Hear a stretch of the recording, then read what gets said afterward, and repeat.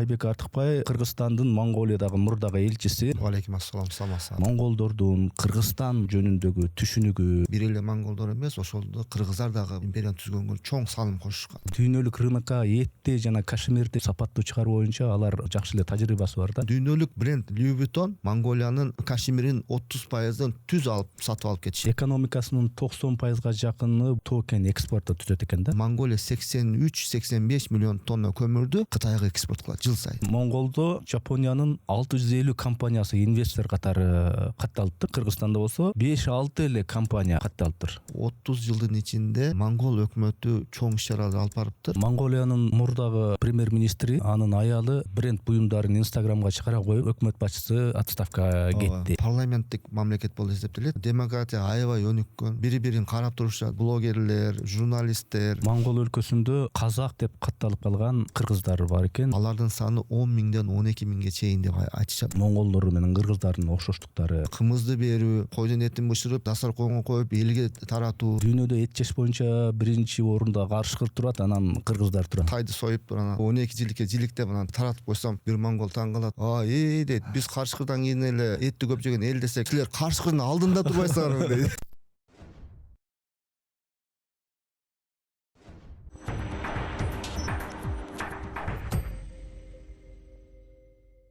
Ассаламу алейкум, урматтуу көрүүчүлөр, урматтуу катталуучулар. Биз кезектеги маектешибизди подкастты баштайбыз. Менин аты жөнүм Эрнис Кыяз. Бизде кезекте конок бар. Коноктун аты жөнү Айбек Артыкбай. Кош келипсиз. Ассаламу алейкум. Алейкум ассалам, саламатсызбы. Мен көрүүчүлөргө айтып коеюн, Айбек Артыкбай Кыргызстандын Монголиядагы мурдагы элчиси, саясий илимдердин кандидаты, мамлекеттик башкаруунун магистри.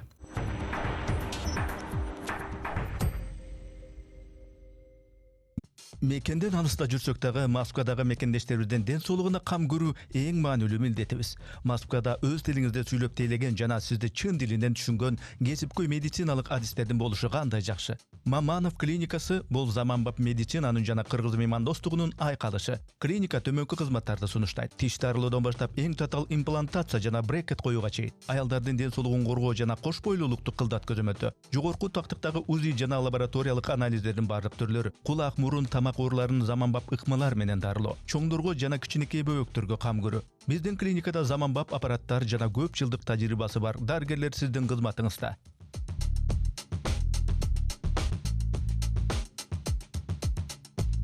Москва шаарында Маманов клиникасынын 3 борбор иштейт. Жашаган жериңизге ылайыктуу даректи тандап, борборлорубузга кайрылсаңыз болот.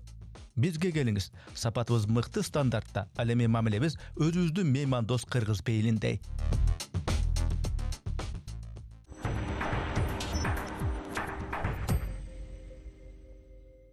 Эми деги эле мен бул маектен көп кызык нерселерди угам деп үмүттөнөм да. Анткени Монголия жеке мен үчүн аябай кызык өлкө. Көчмөн демократиясы бар, бизде эле көчмөн калк, анан алардагы болуп жаткан процесстер мага аябай кызык да. Анан сиз ал жерде элчи болуп көп нерселерди байкадыңыз, ичинен байкадыңыз. Ошол жакта туруп алып бизди байкадыңыз, Кыргызстан дегендей. Уруксат этсеңиз, биринчиден келип бергениңизге ыраазычылык билдирип койгум келет. Анан суроолорду бир топ өтө узун түзүп алыпмын. Өзүңүз кыска жооп беришине кыска, узун жооп беришине узун жооп берип баштай берсек анда. Теги эле ушул Монгол өлкөсүндөгү жарандардын, монголдордун Кыргызстан жөнүндөгү түшүнүгү, кыргыздар жөнүндөгү түшүнүгү кандай экен? Биринчиден рахмат, Эрнис, ушу чакырып, ушу подкаст кылып, ишине маалымат берип коюңуз дегениңиздерге. Чын айтканда, өзүңөр билесиңер, биз кыргыздар менен монголдордун түпкү тарыхыбыз 3000-4000 жылга чейин барат.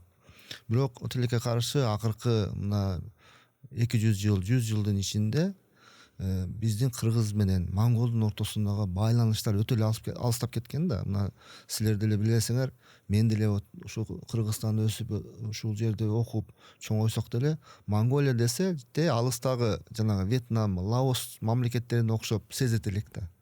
Ошону биз монголдор кечээ күнү биздин ата бабалар алыс эле кетпейли, бир 400 жыл мурун, 500 жыл мурун бирге жашашып, бирге мамлекет түзүшүп, Чыңгыз хан болуп, ушу Евразия континентинде ошо монгол түрк элдерин бириктирип чоң бир империя түзгөн да, ошондо империяда бир эле монголдор эмес, ошолдо кыргыздар дагы ушу империяны түзгөнгө чоң салым кошушкан.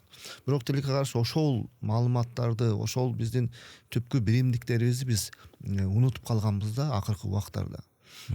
Биздин ошол 23-жылы урматтуу президентибиз Садыр Жапаровдун Монголияга болгон мамлекеттик сапарынын алкагында Кыргызстандын биринчи жолу элчилиги ачылды. Ошо Кыргызстандын биринчи элчиси болуп мени дайындап, урматтуу президентибиз Садыр Нуркожоевич өзү бирге алып барып, ушул мамлекеттик башкаруу жетекчилерге өзү көрсөтүп, мына биринчи элчини дайындадык. Буга чейин монгол элчилиги бизде болгон эмес. Буга чейин бизде Монголияда биздин элчилик болгон эмес. Монголиянын элчилиги бизге ачылган 2016-жылы, биз Монголияга элчилик ача элек болчук. Анан тиги үрп-адат жагынан, каада салт жагынан монголдор менен кыргыздардын окшоштуктары кандай? Көп нерсе монголдор менен биздин үрп-адатыбыз, салт санаабыздагы керек болсо сүйлөгөн сөздөрдө сөздүгүбүз дагы бирдей сөздөр аябай көп. Мисалы айтып кетсем, менин угушумча ошол биздин Илимдер академиясынан изилдөөлөр жүргүзүшүп, ушу монгол тилинде кыргыз тилинин сөздөрүнүн 2000дей сөздүгү бар экен деп ошо китеп чыгарган экен. Ошону мен ошол кошулат элем. Эмне дегенде өтө көп сөздүктөр окшош. Бир гана монгол туугандарыбыз ошол биздин сөздөрдү диалектисин ичине өзгөртүп сүйлөшөт да. Мисалы үчүн биз боорсок дейбиз, алар борцук дейт. Арча десек, алар арчс дейт. Белек десек, алар белех дейт. Белектичи. Ушундай сөздөр да жөнөкөй эле сөз. Мисалы үчүн эшикти тарт десек, алар тах дейт. Түрт десек түх дейт. Ушундай сөздөр менен кичине диалект өзгөрүп кеткен. Анан баягы када салт, маданиятын айтса, ошол эле биздеги боорсок менен каймак берүү, кымызды берүү, ошол эле этти бышырып, койдун этин бышырып, ошо дасторконго коюп элге таратуу, жана баягы бүркүт фестивалдары, төө фестивалдары жана башка көп окшоштуктар аябай көп экен. Мындай бир тамаша кеп бар, дүйнөдө эт жеш боюнча биринчи орунда карышкыр турат, анан кыргыздар турат депчи. Биз билебиз, монгол калкы дагы мындай малга жакын, этке жакын калк. Негизинен жанагы эт жеш боюнча атаандашуу жагынан алсак, ал монголдор кыргыздардан ашчудайбы же биз ушул жөнүндө бир нерсени айтып кетейин, баштан өткөн нерсе. Дүйнөдө этти ким көп жейт десе, карышкыр көп жейт дейт экен монголдор. Анан кийин эле монголдор, анан казактар дейт экен да. Анан мен барып алып тиги конокторду коноктоп Кыргызстанга барып калды туугандар. Анан бир тайды союп, анан тайды 12 жиликке жиликтеп, анан тайды таратып койсом, бир монгол таң калат. Дейт, биз карышкырдан кийин эле этти көп жеген эл десек, силер карышкырдын алдында турбайсыңарбы дейт. Бир кичине тайды эле бөлүп койдуңар 12 адамга депчи. Ошондой эле монголдордо дагы этти көп жешет, аябай көп жешет, кайнатып дагы жешет, башка тамак аш жешет. Анан окшоштугу тамак ашында дагы баягы бизде кургак кесме бар эмеспи? Кургак кесме ар бир үйдө, ар бир кафелерде, ар бир ресторандарда бар. Кургак кесмеси, ошол эле тиги быжыларды жасашат бизге окшошуп, карындан бүт эттер жасашат. Аябай мындай тамак ашыбыз окшош да. Монголияда малдын саны 70 миллионбу? Монголияда акыркы убакыттагы маалыматтарга ылайык 80-85 миллионго жетти. 3,5 миллион эл калк жашаса Монголияда, малдыктар, жаныбарлары 80-85 миллион. Анын ичинен 40 миллиону бул кой менен эчки, анан 40 миллиону бул төөт, топоз, жылкы, уй болуп кетет да. Ошол дүйнөлүк рынокко этти жана кашемирди чыгаруу, сапаттуу чыгаруу боюнча алар практикасында бул жакшы эле тажрыйбасы бар да. Ошол нерсени Кыргызстан канчалык деңгээлде өзүнө үлгү кылып, ушул жагынан өрнөк ала алат, ушунун практикасын пайдалана алат монголдордун? Ошо мынагы биринчи Кашмир боюнча токтолуп кетсем, булар Монголияда мына 20 миллиондой эчки бар. 20 миллион эчкиден ошол жанагы Кашмирди тарап тыбытты алат, анан тыбыттан Кашмир чыгат. Ошол нерсе аябай өнүккөн. былтыр 24-жылы 25-жылы жылдын башында мен адашпасам 24-жылдын этегинде Монголиянын өкмөтү өзүнчө бир программа кабыл алышты. Белое золото депчи. Ак кашемир деп, белое золото деп мыйзам кабыл алып, ушул кашемирди дүйнөгө жайылтуу боюнча өзүнчө бир чоң программа түзүшүп, ошол тыбыт бере турган эчкилерди көбөйтүү боюнча, ошолорду кароо боюнча, ошол эле убакытта ошол эчкилер, койлор жана башка жаныбарлар жайытты талкалоо боюнча дагы программалар алып барышып атат да. Бизде мисалы мен эсимде 90-жылдары Кыргызстанда ушул эчкиден тыбыт алып, ошо кашемир чыгаруу бар эле. Анан биздин ак коюбуздун жүндөрүн чыгарып, ошондон дагы аралаштырып, жанагы эчкинин тыбыты менен ак койдун жүнүнөн беренос дейбиз эле, жүнү, ошонун жүнүнөн аралаштырып туруп, аябай жакшы кездеме чыгычу. Билесиңби, баягы ВЛКСМ беле Ленин заводунда костюм шымдар тикчү кашемировый. Аябай сабаттуу болчу. Ошол нерсе бизде жок болуп кетти да. Эмнеге бизде мисалы үчүн эчки бакканга ыңгайлуу шарттарыбыз бар. Тыбыт алуу боюнча деле практика бар биздин элде. Анан неге бизде ушул солгундап кетти же? Мен ошону ошол 90-жылдары баягы айыл чарбасын реформа кылганда чоң бир кемчиликти кылды дейм да. Эмнеге дегенде, ошону саясатты туура жүргүзсө, биздин ошол эчкиден тыбытты алуу, ак койдун жүнүн көбөйтүү боюнча бир программаларды кабыл алып, ошолду өнүктүрсө, ошол эле убакта чет мамлекеттен баягы ошол тыбытты, ошол кездемени алып кеткен компаниялар келмек. Мына Монголияда Louis Vuitton, дүйнөлүк бренд Louis Vuitton, Aurus деген кашемир компаниялар өздөрү келип, Монголиянын кашемирин 30%-дан түз алып сатып алып кетишет. Монголиянын кашемирин чыккан кашемирдин 70%-ын бул Кытай алып кетет. Кытай ошол даже жуулбаган, ошол таралган эле кашемирлерди алып кетип, өздөрү барып жуушуп, өздөрү чыгарышып, анан кийин жанагы өтө дүйнөлүк бренддеги кийим, кымбат кийим кездемелер чыгарышат. Louis Vuitton менен Aurus кашемир түз келишип өздөрү алып кетишет. Тыбыттарды анан өздөрү ошол жерден баягы пряжалар чыгарышып, кездемелер чыгарып, билесиңер да, дүйнөдө номер 1 бул Louis Vuitton менен Aurus кашемир. Ошол эле нерсени биз чыгарсак болот эле. Мына бизде Баткен областынын аймактарында аябай эчкини кармаганы эме жайыт тоолор бар, баягы дарактар аз жерлер. Мисалы үчүн бизде Жалал Абадта Таш көмүрдө Аксы тарапта аябай шартыбыз бар. Мына Нарын тарапта дагы аябай шартыбыз бар. Эчкини кармаганычы, баягы эчки баягы дарактарды кажып коет деп көп кармабай коюшту да биздикилер. Бирок аймактарга ошо программа түзүп кармасак болмок. Анан аймактарга жана ак жүндү беренос койлорун дагы көбөйсөк болмок. Бул деген аябай мындай пайда алып келе турган нерсе да. Кашемир бир Монголиянын мамлекеттик бюджетинин бир жакшы бөлүгү, ошондой эле дүң соодасындагы эң негизги бир продукциясы болуп эсептелет Монголияда. Монголиянын экономикасынын 90%-га жакыны бул токен экспорту түзөт экен да. Алар кантип бул тармакка инвестицияларды ийгиликтүү тарта алды? Ошол инвестиция тартканда дагы ушул токен тармагы боюнча экологияга, табиятка зыян келтирбей тартуу боюнча алардан кандайча үлгү ала алабыз биз? Токен боюнча мен эң негизги Монголиянын баягы бюджетине дүң соодасына алып келе турган бул Монголиянын көмүр кени. Билесиздерби, Монголия канча көмүр казып, канча көмүрдү экспорт кылат. Биз Кыргызстан дагы бүт жеке менчик мамлекеттик көмүр кен казган компаниялар биригип, менин билишимче бир 3-4 миллион гана тонна көмүр алабыз жылына. 3-4 миллион. Монголия 83-85 миллион тонна көмүрдү Кытайга экспорт кылат жыл сайын.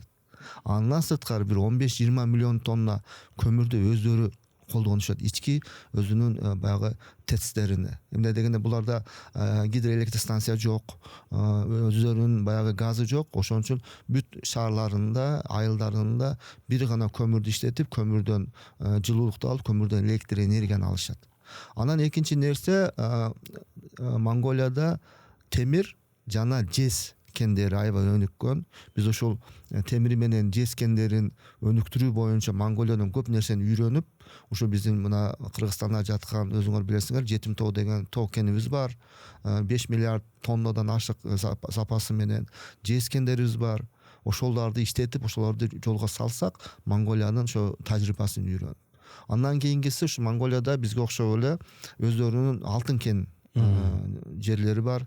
Ошол алтынны мен ушул акыркы маалыматтар боюнча 15 тоннадан 20 тоннага чейин алтын алышат жыл сайын Монголия.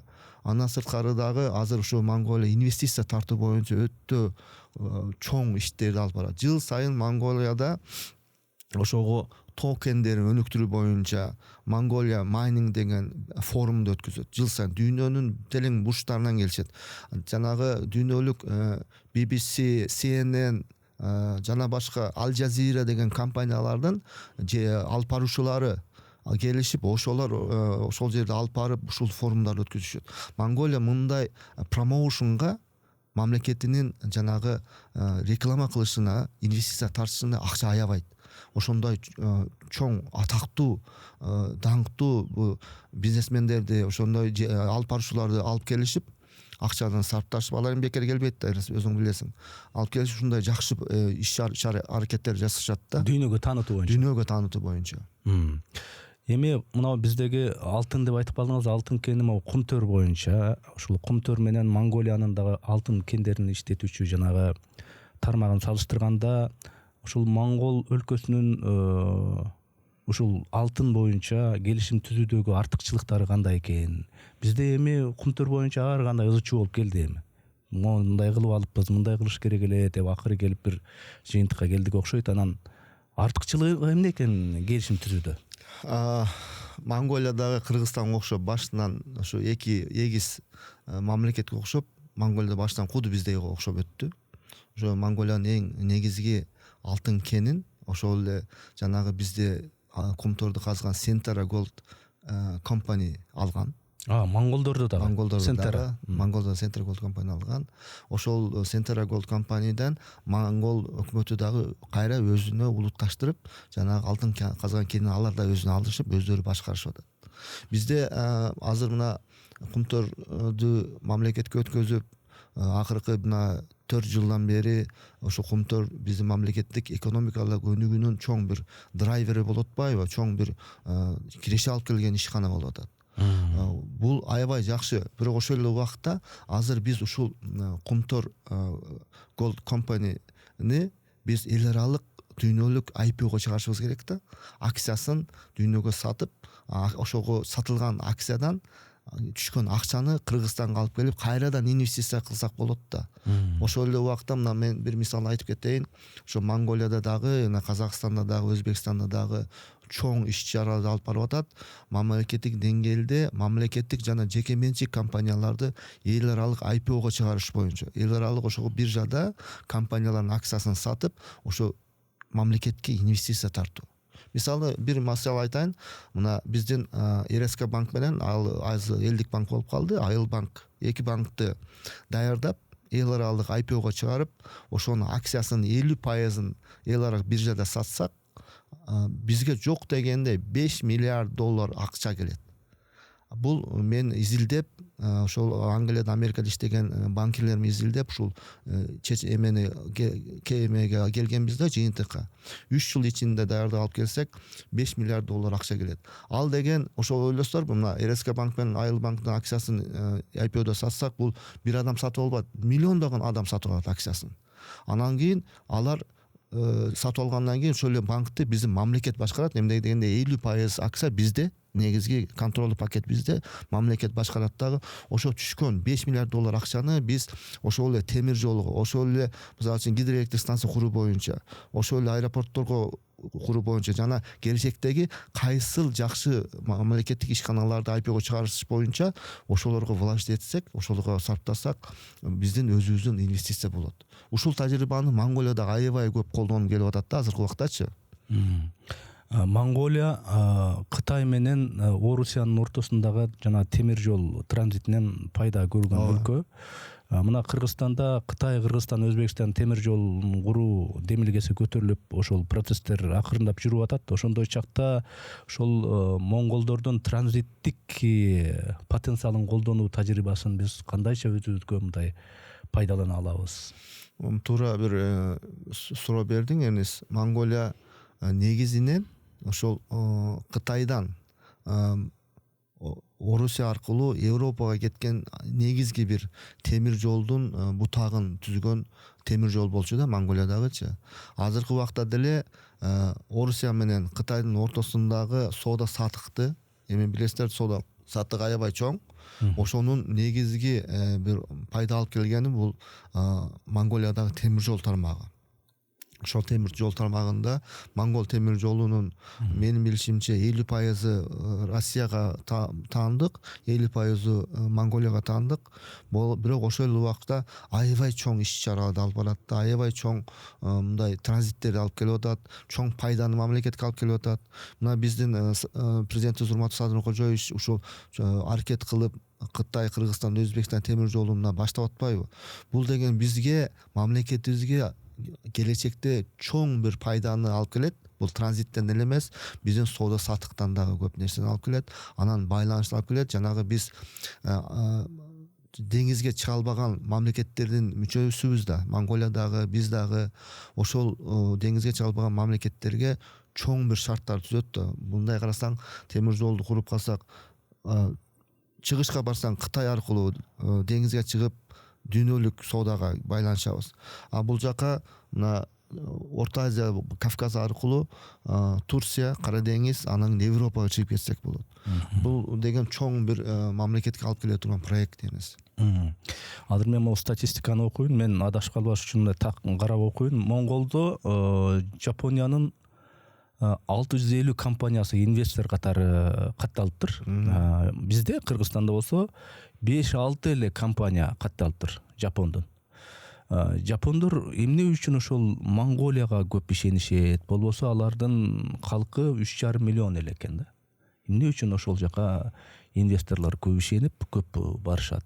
Бизге азыраак, кыйла эле аз. Мен ушул маселени изилдедим да, чын айтасың, Монголияда япониялык жана кореялык ишканалар, жана кореялык, япониялык ишкерлер аябай көп. Ошол эле убакта туристтер дагы аябай көп. Бул маселенин изилдеп чыкканда ушул жыйынтыкка келдим. Монголиянын мамлекети, өкмөтү, президенти ушу Япония менен Корея эки мамлекет менен өтө тыгыз иштөө боюнча ошо эгемендүүлүк алгандан баштап чоң иш аракеттер алып барыптыр. Монголия менен Япониянын ортосундагы свободная торговля деп коет орусча, кыргызча эркин соода келишими бар. Ойлосоңуздар, Япония менен, Корея менен эркин соода келишими бар. Ошондой эле Япония менен Корея менен туристтерди тартуу боюнча түз келишимдери бар. Ошондой эле баягы трудовой мигранттарды тартуу боюнча, ишкерлерди алып баруу боюнча түз келишимдери бар. Ушул Корея менен Япониядан инвестицияны тартуу, туристтерди тартуу боюнча акыркы 30 жылдын ичинде монгол өкмөтү чоң иш-чараларды алып барыптыр. Ошонун мына жыйынтыгы азыркы күндө берип атат да монголдорго. Негизинен мына азыр кошумча айтып кетейин. Монголияга барсаң, айрыкча Улан-Батыр шаарында монгол жаштары бүтүндөй эле кийингенден баштап жанагы прическасы, сүйлөгөн сөздөрү бүт бардыгы япондор менен корейстерге окшош да. Барсаң эле сен как будто ушул Япония менен корейстердин жаштары менен жүргөндөй болосуң. Жанагы соода борборлоруна барсаң, концерттерге барсаң, жаштары бир гана ошол жак менен өздөрүн окшоштуруп, маданияттан окшоштуруп, калың катнашы көбөйүп, ошентип баратат да. Бул деген негизи ошол мамлекеттик өкмөттүн кылган ишинин жыйынтыгы деп мындай эмеге жыйынтыкка келдим да менчи. Сиз өзүңүз айттыңыз, буга чейин Кыргызстанда монгол элчилиги Монголиядагы ушу Кыргызстандын элчилиги болгон эмес экен деп. Сиз биринчи элчи болупсуз. Анан ушу элчи болуп канча иштедиңиз сиз? 2 жыл 7 ай. Ошол аралыкта Кыргызстанга инвестиция тартуу боюнча канча инвестиция тарта алдыңыз көлөм жагынан? кандай иштерди жолго кое алдыңыз өзүңүз жеке? 2023 жылы ошо июль айында жана мен айтып кеткендей урматтуу президент Сооронбай Кожоевичтин мамлекеттик сапары болуп өттү Монголияга. Ошол сапардын алкагында биз биринчи жолу элчиликти ачып, ошондо Сооронбай Кожоевич мени биринчи элчи деп ээрчитип барып, Монголиянын президентине, премьер-министрине, спикерине тааныштырып, анан ошол жерде айтып, чоң тапшырмаларды берип кетти. Ошол эле мамлекеттик сапардын алкагында 15 документтерге кол коюлду. Андан бери мына 2,5 жыл ичинде Монголия менен Кыргызстандын ортосунда 2 мамлекеттик сапар, Монголия президенти былтыр келип кетти Кыргызстанга. 2 парламенттик спикерлердин расмий сапары, Монголиянын премьер-министринин Кыргызстанга сапары, ошондой эле көптөгөн биздин министрликтердин сапарларын уюштурдук. Туристтик рош-шоуларды өткөздүк. Улан-Батырда да өткөздүк, Кыргызстанда да өткөздүк. Мына өзүңөр байкасаңыздар керек, акыркы 2 жылдын ичинде ысык көлүбүзгө айрыкча жай мезгилинде аябай көп Монголиядан туристтер келе башташты. Муногу 2,5 жыл ичинде эмнесин айтканда, Монголия өзү баягы Кыргызстанга окшоп инвесторлорду тарткан мамлекет. Өзүнө инвестиция тарткан мамлекет. Ошол эле убакта биз баягы Монголияга келип иштеп жаткан чет мамлекеттик инвесторлорду байкадык, изилдедик. Ошол чет мамлекеттеги инвесторлор менен тыгыз байланышып, ушу Монголияга тарткан монгол бизнесмендер менен таанышып, алар менен дагы иштешип, бир жакшы проекттерди ишке ашырып, мына 2024 жылы биз Кыргызстанга аларды биринчи алып келип көрсөтүп, 2 жолу сапар уюштурдум. Ошо монголиялык ишкерлерди жана кореялык ишкерлер, Монголияга келип иштеп аткан кореялык ишкерлерди жана ошолордун партнеру монгол ишкерлерди алып келип Кыргызстанга 2 жолу сапар уюштуруп, ошол көрсөткөндөн булар анан чындап көрүшүп, өз көзү менен ынанышып, анан кийин мына 25 жылы март айында биздин өкмөт менен келишим түзүп, Ысык көлдө 35 гектар жер алышып, ошол жерге $250 миллион чоң бир проектке инвестиция салып жатышат. Ошол жерге 5 жылдыздуу отель, кореялык баягы duty free, кореялык баягы оорукана, ошондой эле кореялык оюн-зок борбору курулган жатат. Бул деген жанагы биздин жарандар келечекте Кореяга барып, баягы медициналык чекаптан өткөзбөй эле, ушу биздин Ысык көлгө Тамчыга барып, ошолдон чекап өткөзсө болот. Ошол эле Кореяга барып, баягы duty free'ге барып, брендовый кийимдерди алам дебестен, мисалы үчүн Кореяда Hyundai duty free деген бар. Ошол биздин өзүбүздүн Тамчыга келип калат, Кудай буйруса. Анан Ысык көлдү айтып калдыңыз. Монголдордо мындай туризмди өнүктүрүү жагынан кандай нерселер бар экен, бир үлгү алчу, мындай мурда ошол улуттук баалуулуктарды заманбапнукта өнүктүрүү үчүн, аны туризмге айкалыштырып өнүктүрүү үчүн алардан кандай бир сабак алсак болот? Жакшы бир суроо бердиңер. Биздин негизги мына президентибиздин дагы кылып жаткан саясаты, иш аракети дагы Кыргызстанды туризмин өнүктүрүү болуп атпайбы? Ошол эле убакта мына көптөгөн мына Аларчада, Ысык көлдө, башка жактардагы туристтик баягы эмелер, инфраструктуралар курулуп, объектилер курулуп, туристтер көп тартылып атпайбы? Монголия биринчиден сен айтып кеткендей өздөрүнүн ата бабасынан калган үрп адаттык салт санасын, маданиятын жайылтуу боюнча ошо туристтик тармакта чоң иштерди алып барып атыптыр да. Буга ошол Монголиядан келген кореялык, япониялык, европалык, америкалык туристтердин баардыгы кызыгып келишет экен. Дүйнө жүзү боюнча ушундай илгерте калган баягы эски салт санааны кармаган жанагы калктар аз калды дейт. Ошон үчүн Монголияга жылына Европа, Америкадан эле бир 851 миллионго жакын адам келишет экен. Таза ошо туристтерчи. Жанагы сен айтып кеткендей, Кореядан, Япониядан жай мезгилинде күнүнө 15-20 чартердик рейс самолет учушат. Улан-Батыр, Сеул, Улан-Батыр, Токио. Негизги туристтери Япония, Корея. ошо Япония, Корея туристтер көп келген үчүн ошо ресторандар, тамак ашты дагы көп ошолордончу. Анан алар келишип ошо негизгиси монголдордун баягы оюн зокторун, салт санааларын, маданияттарын көрүп кетишет да. Эмне дегенде алар үчүн бул чоң бир эме да, артка ата бабаларынын жашаган шартын көрүп кетүү бир маданияты болуп эсептелет да. Ошол эле убакта биз изилдедик. Монголиянын өкмөтү, Монголиянын туризм министрлиги чоң иш-чаралар алып барат экен. Жыл сайын ошо Японияда, Кореяда, Европада, Америкада өздөрүнүн баягы туристтик роуд-шоулорун өткөзүп, акчаны аябай ушундай бир рекламаларды жасашып, ошол жердеги туристтик компаниялар менен контракт түзүшүп, ошо Монголияга тартканга көп иш аракеттер кылып, акчаны аяшпайт экен буларчы. Ошол Монголиянын кылып жаткан тажрыйбасын биз деле алып, туристтерди ушул силер айткандай жумасына Кореядан, Япониядан 2 рейс бар экен, эмне үчүн бизде көбөйбөйт дегенде түз байланышып туруп, түз контракттар түзүп, ошо монгол компания аркылуу же өзүбүз түз барып ушу Кыргызстанга тарсак болот. Мен эме мактанып коеюн, баягы кыргыздар өзүбүздүн жерибизди аябай сүйөбүз го. Биздин жерибиз Монголиянын жаратылышынан калышпайт. Керек болсо ашып өтөт биздин жерибиз. Биздин ата бабаларыбыздын калтырып кеткен мекенибиз, Ала тообуз, тоонун ортосундагы ысык көлүбүз, керемет жерлерибиз аябай көп. Ушуларды өнүктүрсөк, бизге аябай көп мындай инвестиция да келмек да. Ошол эле туризмдин артынан таксисттер акча тапмак, тамак аш тармак акча тапмак, туурабы? Отель тармагы акча тапмак, гидтер акча тапмак. Ошол убакта тил үйрөнүү боюнча биздин балдар аракет кылып калмак, япон, корей тилдери үйрөнгөнгөчү. Эми саясий өңүттөгү суроо. Монголиянын мурдагы премьер-министри, анын аялы жана кымбат баадагы бренд буюмдарын Инстаграмга чыгара коюп, анан эл болсо ага гыжырданып, митингге чыгышып, анан кийин монгол өкмөт башчысы отставкага кетти. Мындай нерсе Монголияда мындай кадыресе эле көрүнүшпү?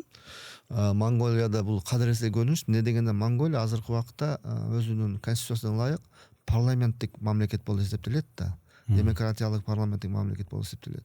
Ошол убакта премьер-министрди парламент шайлайт. Эл шайлайт да, мындайча айтканда. Монголияда мындай тез болуп турат. Монголияда мындай демократия аябай өнүккөн. Бири-бирин карап турушат. Ошо блогерлер, журналисттер аябай мындай ачык, айкын айтышып, ошо айрыкча мамлекеттик кызматта иштеген чиновниктерди байкап турушат. Ошол сен айтып кеткендей, ошол мурдагы премьер-министр Ойун Эрдененин уулу өзү үйлөнөм деп жаткан кызына баягы подарок белектер жасап, анан баягы вертолетто учканын көрүп, анан ошондон кийин жана отставкага кетпеди. Бул Монголиянын эли үчүн бул жөнөкөй эле болот да дайымачы.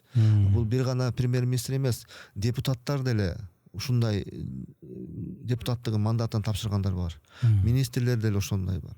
Жөнөкөй чиновниктер деле ошондой бар. Эмне дегенде эли ошо берген бийликти өздөрүнүн ошого чиновниктерин контролдоп турат.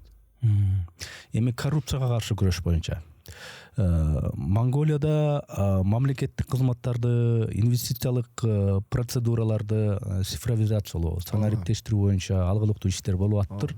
Анын негизги эле максаты адам менен адам контакт жок болот, анан коррупция болбойт дегендейчи.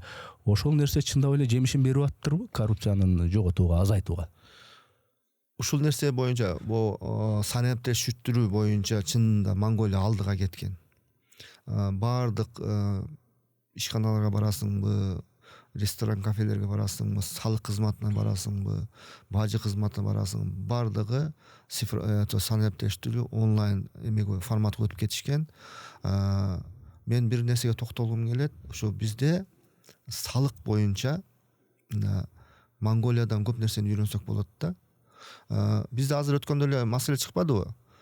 Ресторандарга барсак, баягы 15% кошуп коет. Обслуживание деп кошуп коюшат. Аны болсо мен сурадым официанттардан. Балам, канча аласың 15% десем, мен 5% алам дейт. 10% ушул жерге ресторанның ээсине калат дейт.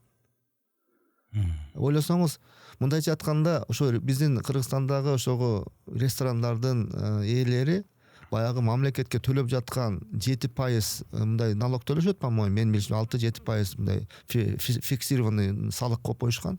Ошону төлөшөт. Ошонун дагы элдин акысынан төлөйт экен да, өзүнүн таап аткан жана тамак аштын кирешесинен эмес, элдин акысынан табат экен. А ушуну жок кылыш үчүн Монголия эмне кылды? Мына сен экөөбүз ресторанга барабыз, $100 тамак ичсек, $100 тамак ичсек, ошо $100 тамак $100 болот. Тамак $100 үстүнө $10, 10% аякта салык, биргеликтүү салык 10% бардык нерсеге. Машина аласың, кийим аласың, тамак аш аласыңбы, үй сатасың, эмнеге 10%.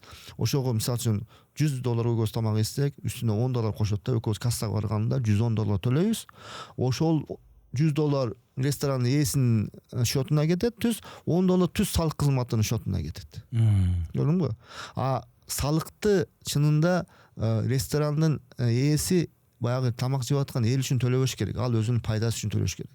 А баягы салыкты ошо тамак ашты жеп кеткен калк төлөш керек да. Ушул эле стандарт Европада да, Америкада да бар. Биз ушул стандартты Кыргызстанга колдонсок, бизге аябай чоң бир бюджетибиз көтөрүлөт. Мына Монголиянын бюджети ушул салык системасына өткөндөн кийин дересе 100 эсеге көбөйүптүр. Айрыкча мына цифровизация өткөндөн кийин. Анан кийин жанагы QR төлөм аябай өнүккөн ал жакта.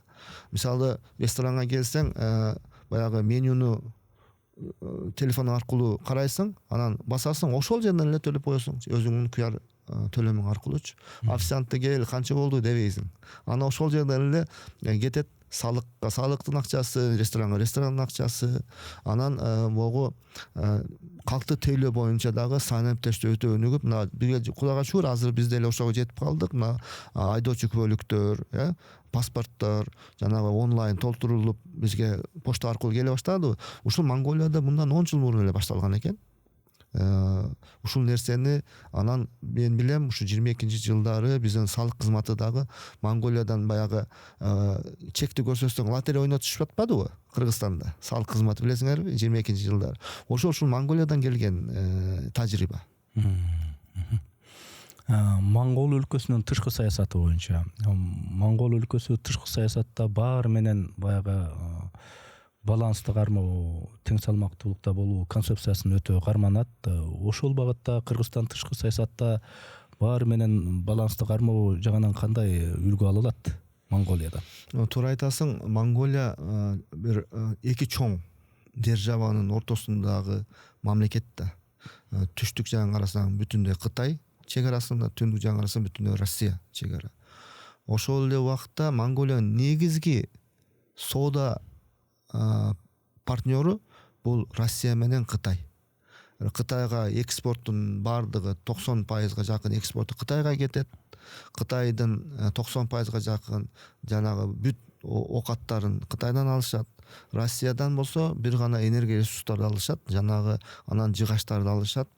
Ошол энергия ресурстарды ошо Россиядан алат. Негизги ошол күйүүчү майлар, электр энергиялар ошо Россиядан алышат Монголия. Бирок ошого карабастан элес Монголия эки чоң державанын ортосунда турса дагы өзүнүн тышкы саясатын көп тармактуу, көп вектордуу тышкы саясат алып барып, ошол эле убакта ошо Япония менен дагы, Корея менен дагы, Европа мамлекеттери менен дагы, Америка менен дагы, жанагы Түштүк Азия жана Африка мамлекеттери менен дагы аябай жакшы тең салмактуу тышкы саясаттын алып барышат. Буларда үчүнчү коңшу деген тышкы саясат боюнча концепциясы бар. Ошо үчүнчү коңшу деп булар эки эле коңшу да. Аны үчүнчү коңшу деп ошол эле Япония менен, ошол эле Корея менен, ошол эле Америка менен, ошол эле Германия менен келишимдер түзүшүп, стратегиялык партнер болушуп, соода саттыкта жүрүшүп, ал ошол эле убакта билим берүү, маданият алмаштыруу боюнча дагы чоң иш-чаралар алып барат да. Монголдордо боз үй маданияты бар. Ошол боз үйдө илгертен көчүп конуп жашаган үчүн монголдор да биз сыяктуу. Анан боз үй маданияты менен кошо эле ушул мегаполистерде көп кабаттуу үйлөрдү, имараттарды куруу да күч алып атыптыр. Ушул боз үй маданияты менен көп кабаттуу үйлөрдү куруунун атаандаштыгында кайсынысы басымдык кылып жатыр Монголдо? бир сөз бар экен монголдордо, ошону тамашалап айтам да эми эле. Бизде кыргыздарда ар бир кыргыздын үйүндө ат байлабаса ал кыргыз эмес дейбиз го. А монголдордо ар бир монголдун жери болсо, жер үйү болсо, ошо жер үйүндө сөзсүз түрдө боз үй болбосо ал монгол эмес дейт экен да. Ошол сымактуу эле мына Улан Баатыр шаары чоң бир мегаполис, Монголияда эң чоң бир шаары. Сен айткандай көп кабаттуу, Корея, Япониядагыдай, Гуанчжоудагыдай, Шанхайдагыдай бийик баягы айнектей курулган көп кабаттуу үйлөрдү курушкан. Чындап Улан Баатыр шаарына барсаң, чындап эле бул Кореябы, Япониябы же Гуанчжоу дегендей мындай сезим келет да. Бирок ошол эле убакта шаардын четинде баягы жер үйлөр бар го. Жер үйлөр болбосо да участка бөлүп беришкен. Участкага ошо боз үйдү тигишип эле ошол жерде жашашат. Монголдорчу. Анан да аймактарына барсаң, аймактарында үйү турат. Үйүнүн алдында сөзсүз түрдө боз үйү бар. Кээде монголдор тамашалашат, биз тетиги үйдө кыш өтө суук болот да, -45-50ге чейин жетет. Анан тетиги өзүнүн үйү суук болот дейт. Кышын үшүгөндө боз үйгө чыгып алып ошо жерде жашайбыз кышында дейт. Дегенде боз үйдүн ортосуна баягы очогун жандырып коюшат, тегерегине жатышат, ысык, жылуу жатышат экен да. Тияка дейт только жуунган эле киребиз дешет да. Ошол боз үй маданияты аябай өнүккөн. Тилекке каршы эмес, бизде ушул боз үй маданияты акыркы мына 70 жыл болду дебесем дагы акыркы 50 жылдарда мындай калып кетти да. Биз боз үйдү бир гана жанагы жамандыкта гана, жакшылыкта гана колдонуп калдык да. Күнүмдүк оокатыбызда колдонбой калдык. Ошону биз боз үй маданиятында Кыргызстанды өнүктүрүп, өстүрүп, ушуну дүйнөгө таанытсак, бул деген аябай керемет. Мына өзүң билесиң, биздин казак боордошторубуз дагы боз үйдү Кыргызстандан негизинен алып кетишет. Биздин боз үй тиккендер негизги 90% ошо боз үйлөрдү Казакстанга экспорт кылышат. Казак боордошторубуз биздин боз үйлөрдү кызыгышып, аябай жакшы жасашат деп алып кетишет да. Негиден казак туугандар менен биздин боз үйдүн айырмасы жок эмеспи? Монголдордун боз үйү сен билгендей башкачараак, кичине жалпысыраак келет. Анан баягы түндүгүн ортодо эки момундай эме кармап турат да. Устун кармап турат, эки устун. Эмне дегенде ал жакта баягы биринчиден суук болгон үчүн, экинчиден шамал көп болгон үчүн жалпыс кылган деп ойлоймун да боз үйүнчү. Анан Монгол өлкөсүндө казак деп катталып калган кыргыздар бар экен. Сиздин маалыматыңызда алардын саны канча болжолу? Ошол биздин кыргыз туугандар боюнча айтып берейин, кичине маалымат кылып. 1860-жылдарыбы, 1850-жылдарыбы Таластан Токтомамбет деген бир кыргыз жигит барып, ошол жерде азыркы Монголиянын Баян Өлгү аймагында жашап жаткан казак боордошторго барып, ошол жерде токтоп калат экен да. Ошол жерде туруп калганда, ошол казак туугандарынын арасында бир Курман деген аксакал, колуна бар бир бай аксакал экен. Ошонун жалгыз гана кызы болгон экен. Ошо жалгыз кыз гана үйлөнүп, анан ошол жерде ал калып, бала чакалы болуп, мына бүгүнкү күндө алардын саны 10 миңден 12 миңге чейин деп айтышып келишет да. Ошолордун бири эң жакшы бир лидери бар, Бейшен деген агабыз бар. Бейшен ага өзү профессиясы боюнча аябай күчтүү доктор, аябай мындай 35 миңдей операция жасаптыр. Өзү айтып берди, 35 миң операция жасагам, ошо өзүмдүн иш тажрыйбамда дейт. Азыр 2 жолу Монголиянын мамлекеттик парламентине депутат болуп шайланды. 2 жолу. Ошол алар өздөрүн Курман кыргыз деп аташат экен. Ошон үчүн баягы Курман аксакалдын аты, анан өзү түгүбүз кыргыз депчи, Курман кыргыз дешет экен. Мен барып ушул 2,5 жылдын ичинде 5-6 жолу барып жолуктум, аксакалдар менен жолуктум. Аксакалдар менен көрүшүп, алар менен сүйлөшүп, калпак кийгизишип, мына Facebook баракчамда да көрүп турсаңар керек, бүт калпак кийгизип, алар менен калың катнаштарды коюшуп, изилдөөлөр да жүргүздүк. Былтыры Маданият министрлигинин демилгеси менен ошол Баян Өлгү аймагына, жанагы Монголиянын батышындагы баягы илгери кыргыз ата бабалар жашап кеткен аймактарга экспедиция уюштурдук. Ошо делегация барганда, ошо делегация мүчөлөрү да аябай таң калышып, ошо сүйүнүшүп, ошол биз буга чейин ушу Монголияда кыргыздар бар экенин билбеппиз деп ушундай сөз айтып келишти да. Алар ошол өзүн казак деп катталып калган деп айтпадымбы? Мындай биз паспортубузда кыргыз деп катталышыбыз керек деген сыяктуу мындай бир кызыкчылыгы барбы? Эми Эрнест мындай да, ал туугандарыбыз канча мына почти 200 жыл болуп калайын деди да. 1850-жылдан баштаса, биягы 200 жылды болоюн деп калды, туурабы?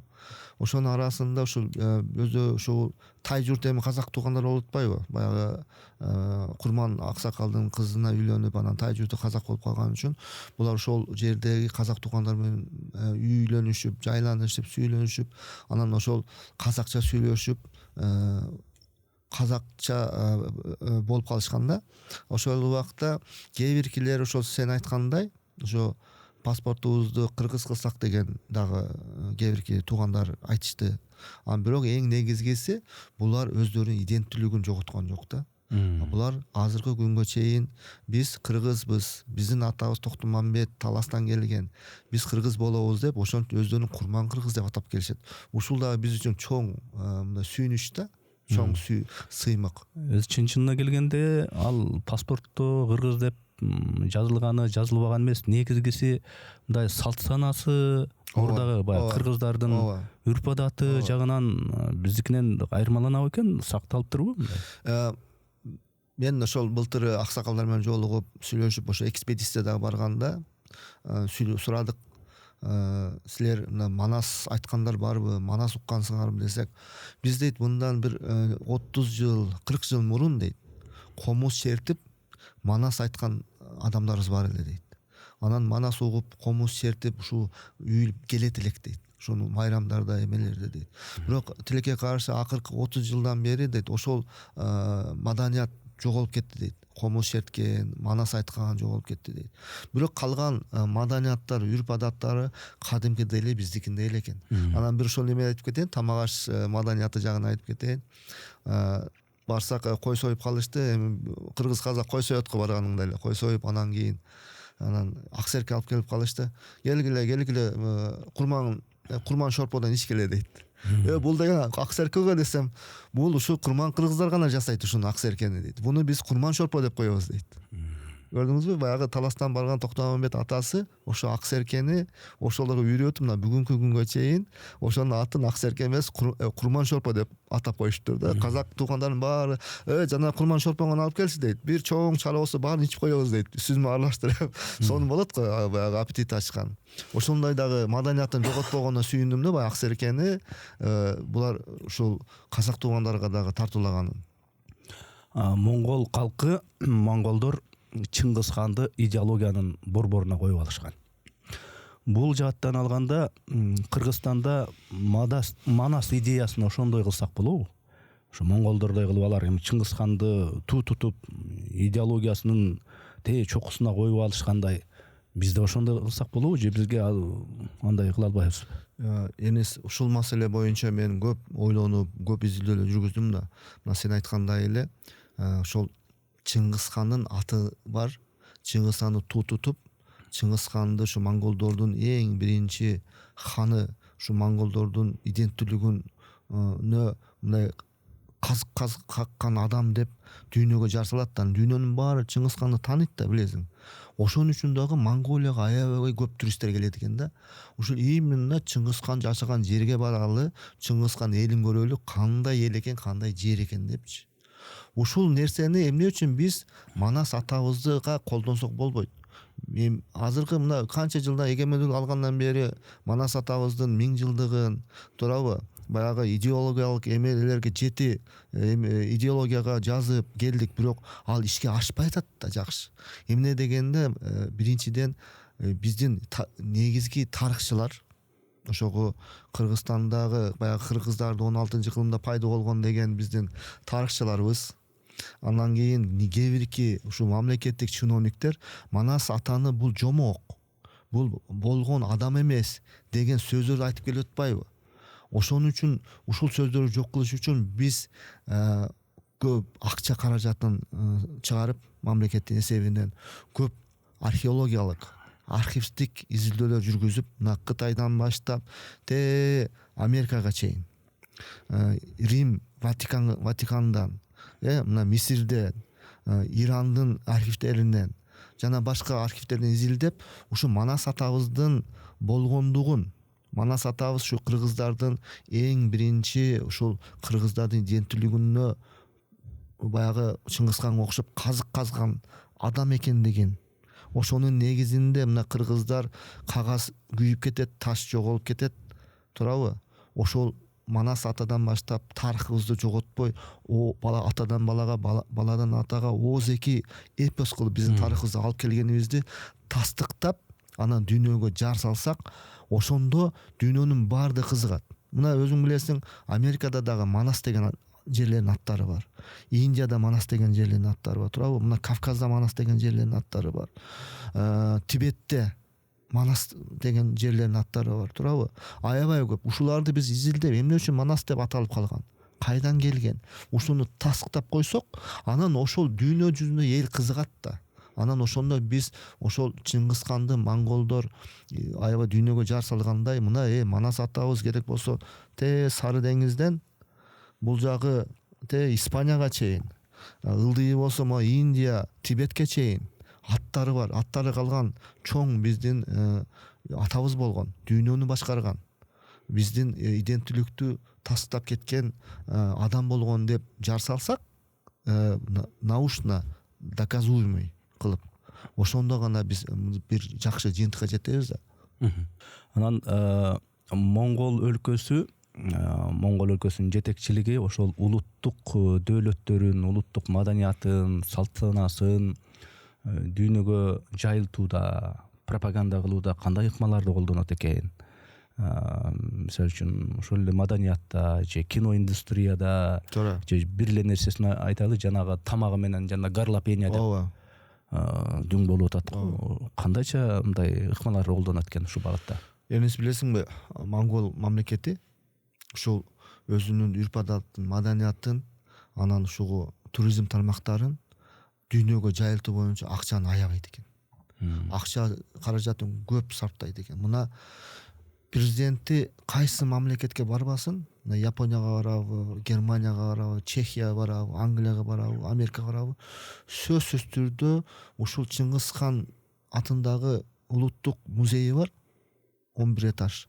Ошол улуттук музейинин негизги экспонаттарын кошо алып барып, ошол жерге музейлерди көрсөтүшөт. Чыңгызхандын убагындагы жазууларды, андан кийин балдарынын убагында жазуулар, монголдор кандай болгон, гун убагында кандай жасаган, тиги түрк каганатын, кыргыз каганатынын убагында кандай жасаган, бүт ошолор көрсөтөт экен.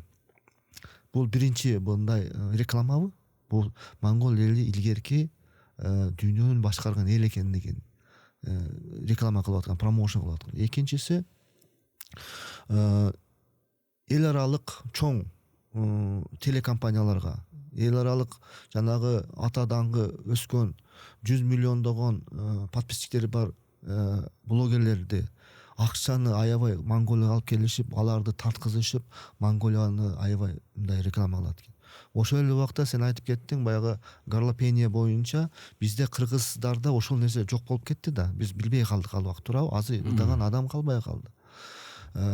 Ошол нерсени дагы булар кармашып, ошол горлопенияны дагы реклама кылышат. Дайыма мамлекеттик сапар болобу, өздөрү башка жака барышат, биз башкалар Монголияга келеби, сөзсүз түрдө ушул горлопенияны коюшат. Ошону угайын деп элдер келишет. Мына Монголияда жыл сайын бүркүт фестивали болот. Эмес билесиңби? Мына Монголиянын батыш аймагы, бир 2-3 аймак бар, казак, кыргыздар жашаган аймак, анан монголдор жашат. Ошол бир эле аймакта, Баян Өлгү деген аймак, баягы казактар менен кыргыздар жашаган аймакта мен бул республикалык фестивалга барган жокмун, айыл өкмөттүк фестивалга бардым. Айыл өкмөтү уюштурган фестивалга барсам, 300дөй бүркүтчүлөр келишти. Анан ар бир сурадым да, "Бей, кантип кармайсыңар? Почти 10 адам бүркүт кармайт экенсиң" десем, бул дейт, "Биз биринчиден ууга чыгабыз" дейт, өзүбүздүн үрп-адат дейт. Ошол эле биздин кыргыздар, бай курман кыргыздар. Экинчиден мамлекети ай сайын ошолорго $100 акча каражат берет экен. Ушуну караганыңа, бакканыңа, тамак ашына депчи. Андан кийин төө фестивалын өткүзүшөт экен. Төө фестивалында баягы төөнүн үстүнө отуруп алып поло ойношот. ушундай оюндар бар экен. Мен биринчи жолу көрдүм төөнүн үстүндө поло ойногондучу. Ат үстүндө поло ойногонун көрдүм эле, төө үстүндө көргөн эмес. Поло президент өзү катышат. Ошол фестивалдарга барынач. Андан тышкары монголдор баягы ички зыярат туризмде өнүктүргөн да. Президенти дагы, премьер-министри дагы, спикери дагы жыл сайын ошого өздөрүнүн баягы ыйык жерлери бар экен. 5 теңир деген тоолор бар экен. Бурхан Халдун деген тоолор бар экен. Ыйык жерлеричи. Ошол жерлерге барып зыярат кылышып, ошол жерге барып Куран окугансып, баягы өздөрүнүн ритуалдарын жасашып, анан кийин эме кылганда монголдор жайында отпускка чыкканда сыртка кеткендер аз эле болот экен. Бүт эле өзүнүн жайлоолоруна, өзүнүн баягы зыярат туризмине барышып, ошол жерде эс алышып, өздөрү эле ошол жерде зыярат кылышат экен. Биз деле ушул Кыргызстанда зыярат туризмин өнүктүрсөк болот да.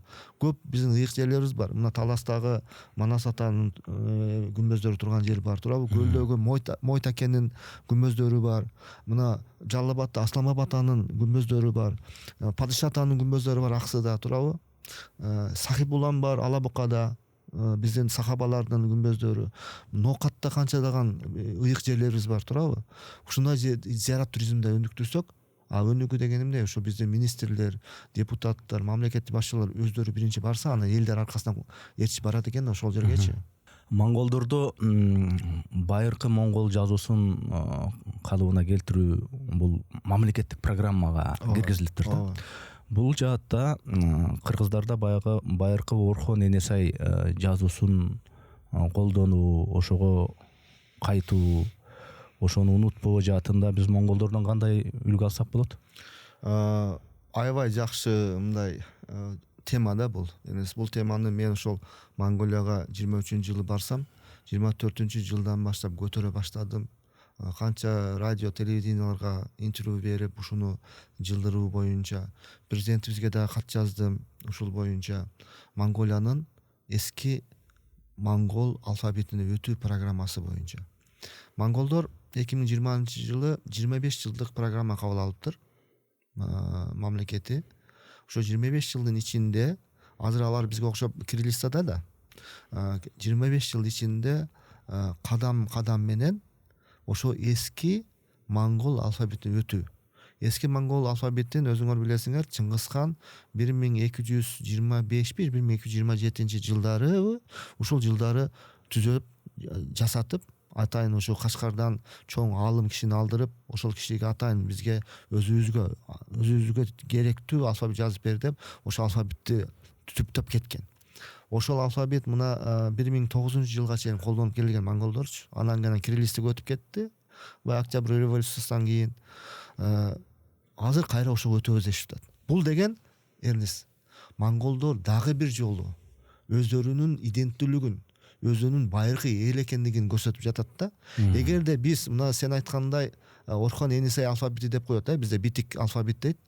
Ошол нерсени мына Сергей Малов деген окумушту 1930-жылдары, 1940-жылда изилдеп таап, керек болсо ушу Фрунзеге келип, Академия наука келип, жолугуп, Моңол рекини мен изилдеп чыктым.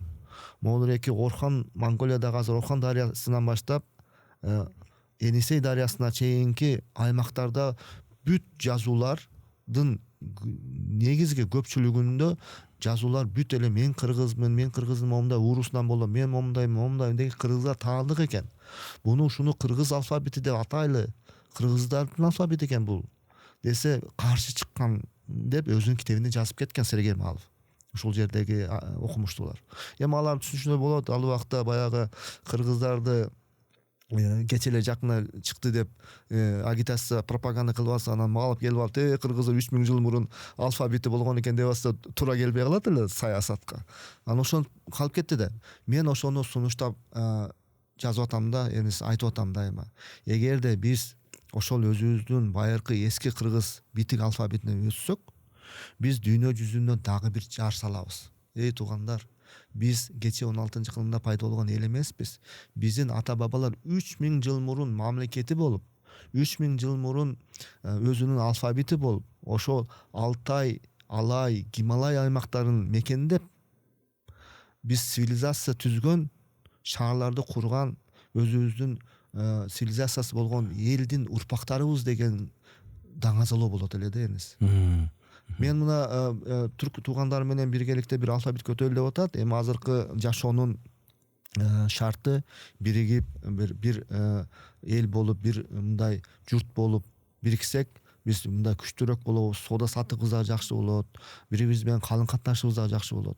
Бирок ошол эле убакта биз өзүбүздүн ушул иденттүүлүгүбүздү унутпай, өзүбүздүн ата бабаларыбыздын миңдеген жыл мурунку цивилизациясын даңазалап, ушул алфавитти колдонсок жакшы болот эле. Мына эки эле мисал деңиз. СССР убагында дагы Армения менен Грузия өзүнүн алфавитин колдонгон, туурабы? Ооба. Азыр деле колдонуп келет. Азыр Арменияга барсаң, Грузияга барсаң, өздөрүнүн алфавитин да билишет, кириллицаны да билишет, латиницаны да билишет. Туурабы? Биз түрк туугандары менен ушул алфавитти кабыл алып кое берели.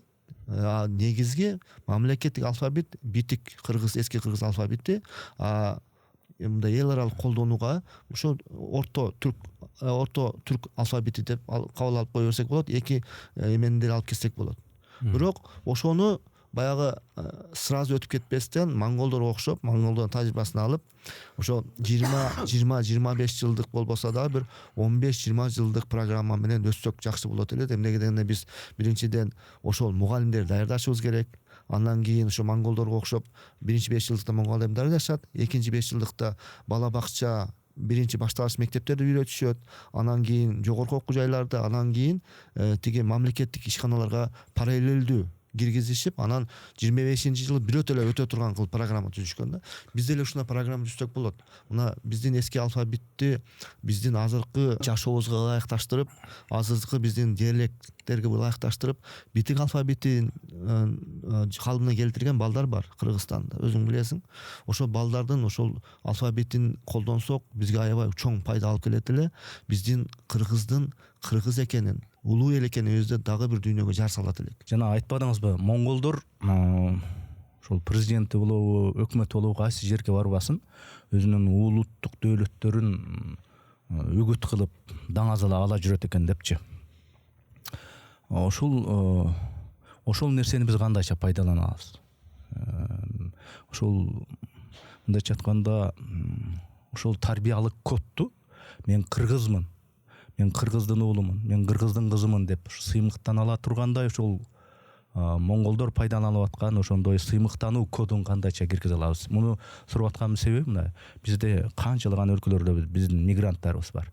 Ошол мигранттарды кээде мындай кыргызды уят кылып кое турган жагдайлар болуп атат. Ошо кээде кыздарыбыз, кээде жигиттерибиз. Кантип биз ошол сыймыктануу кодун өзүбүзгө колдонобуз монголдорду? Мен ойлойм, биринчиден ошол биздин балдарыбызды, кыздарыбызды ошол үйдөн тарбиялоону башташыбыз керек да. Биринчи ата энебиз ошол балдарыбызды тарбиялап, анан кийин бала бакчада, мектептерде, университеттерде ошол биздин кыргыз ким экендигин, улуу ата бабалардын урпагы экенибизди, тарыхыбыз 3000 жылдан мурунку тарыхка жеткендигин биз тастыктап, даңазалап ошол тарбияласак, анан ошолордун канына сиңип, мен деген кыргыз улуу элдин урпагы экем деген бир ой, сезим пайда болот деп ойлоймун да. Ошол эле убакта мына монголдорду карасаңыздар, кайсы жерге барбай, мына Монголиянын тышкы иштер министрлиги айым киши, Батырсык деген айым дайыма ошо монголдордун аял кишилеринин улуттук кийимин кийип жүрөт. Кайсы жолу ошол болбосун, Америкага барабы, Японияга барабы, Индияга келеби же Европага барабы, ушундай да. Ошол эле убакта мен сунуштайт элем, биздин ата бабабыздан калган ак калпагыбыз бар. Ошо ак калпакты дайыма жолугушууларда, эки жакка барганда, сыртка барганда ак калпакты кийип жүрсөк, бул дагы биздин иденттүүлүк. Бул ак калпакты кийгенде элдин баардыгы карайт экен да, сыймыктан. Мен Монголияда калпагымды башыман түшүргөн жокмун. Эмне жолугушуу болсун, президенти менен жолугушуу болобу, жөнөкөй адам менен жолугушуу болобу, калпагымды түшүрбөйм. Элдин баары карайт да.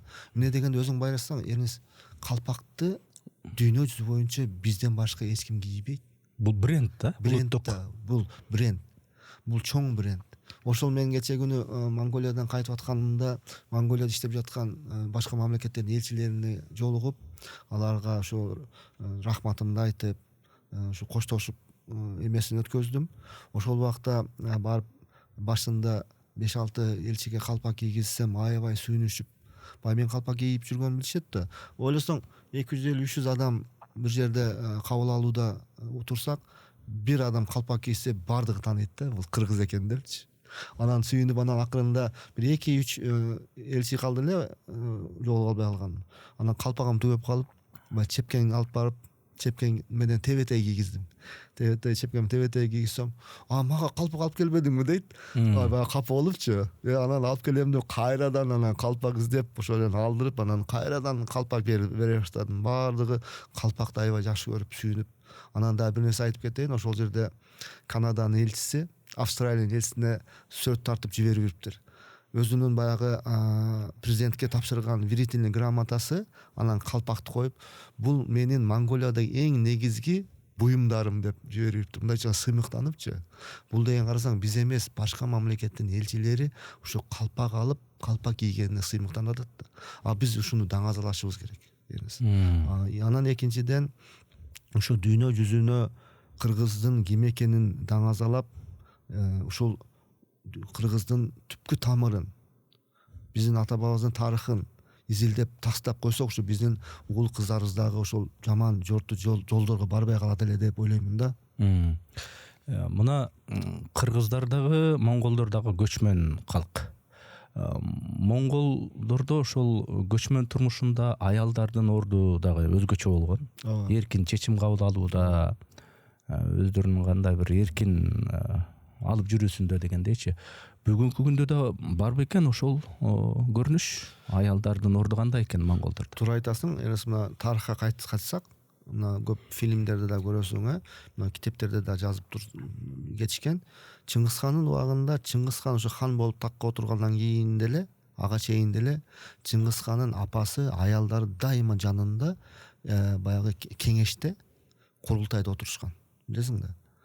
Анан ошол аял кишилердин добушу, аял кишилердин кеңешине булар баш ийишип, ошолордон кеңеш алып турушкан. Эркек болсо дагы мамлекетти эмес, бүтүндөй дүйнөнү башкарган Чыңгыз хан дагы өзүнүн апасы менен өзүнүн бир тууган карындашы, өзүнүн аялдарынан кеңеш алып турушкан. Бул үрп-адат азыркы күнгө чейин бар экен. Монголиядагы ошол парламентинде дагы бизге окшоп, парламенттин 30% аял кишилер. Ошол өкмөт мүчөлөрүн дагы ошол шайлаганда, ошол 30% аял кишини шайлаганга дайыма жол беришет экен. Анан мындай жөнөкөй адамдарда үй бүлөлөргө барып, конокко барып калсаң деле, аял кишилери ошол эркек кишидей эле ушундай өзүнүн ордуну бар, өзүнүн бир мындай авторитети бар дегендей да. Бизде өзүң билесиң да, бизде деле Кыргызда илгертеден биздин апаларыбыз, энелерибиз биздин үй бүлөлүк башкарууда ушул чоң салымдар кошуп келишкен да. Мына Курманжан Жатка энебиз айтайлы, туурабы? Башка биздин тарыхта өтүп кеткен энелерибиз айтайлы. Дайыма биздин аял кишилердин орду болгон. Биз ошондой орду болуп келиш керек. Эмне дегенде жаланган эркектер болуп калса, анда башкача болуп кетет деңиз. Аял кишилер баары бир мындай токто, биз анча мынча кемчиликтерди кыла баштаганда, токточу, могу туура эмес жолго баратасың, могу туура жол деп кеңеш берип турган аял кишилер керек да. Туура. Монголияда буддизм менен шаманизм салттык баалуулуктар менен тыгыз жуурулушкан. Ушул өңүттөн алганда Кыргызстанды карасак, ушул дин менен салт карама каршы болгон, бири арабкул деген, бири теңирчи деген ушундай бир кырылышмайлар болуп келе жатат. Аны сиз байкап атсаңыз керек. Ошол Монголиянын тажрыйбасы дин менен салттын ортосундагы бир ортолукту табуу жаатында кандай бир өрнөк алсак болот алардан? Монголдор дагы биздин ата бабаларга окшоп, ошо буддизм келгиче, бизге ислам келгиче теңирчилик менен теңирчилик болгон да. Анан ошо теңирчиликте ошо шамандар баягы теңир менен адамдын ортосундагы байланышкан проводник адам катары колдонулган да шамандар. Ошол шамандарды азыркы күнгө чейин монголдор мына буддизмде ошо шамандарды дагы билесиң, тарыхта ошо буддисттер шамандарды ошогул өздөрүнүн чиркөөлөрүндө өлтүрүп эме жок кылгандары бар, тарыхта жазылып кеткен. Бирок ошого карабастан азыр монголдордун баардыгы десем дагы адашып калармын, бирок 95% буддизмде. Ошо буддизмде болсо деле алар өздөрүнүн маданиятында шаманизмди колдонушат экен. Маданиятында ошол шамандардын өздөрүнүн баягы сыноосу болот экен. Монголиядачы өзүнчө телевиденияга чыгып алып сыноо жасашат экен, өзүнчө колдонушат экен. Бул деген баягы өздөрүнүн ата бабалар колдонуп келген үрп адат, баягы религияны таштабастан ошого дагы ишенишип, ошол убакта буддизм менен бирге мына акыркы жылдары, вот акыркы 100 жылда ушундай бир гармонияга алып келиптир да булар. Мен ошо менин өзүмдүн жеке түшүнүгүм боюнча теңирчилик бул исламдык эле да эмес. Эмне дегенде биздин ата бабаларыбыз көк асмандагы бир теңирге ишенген. Исламга чейин, туурабы?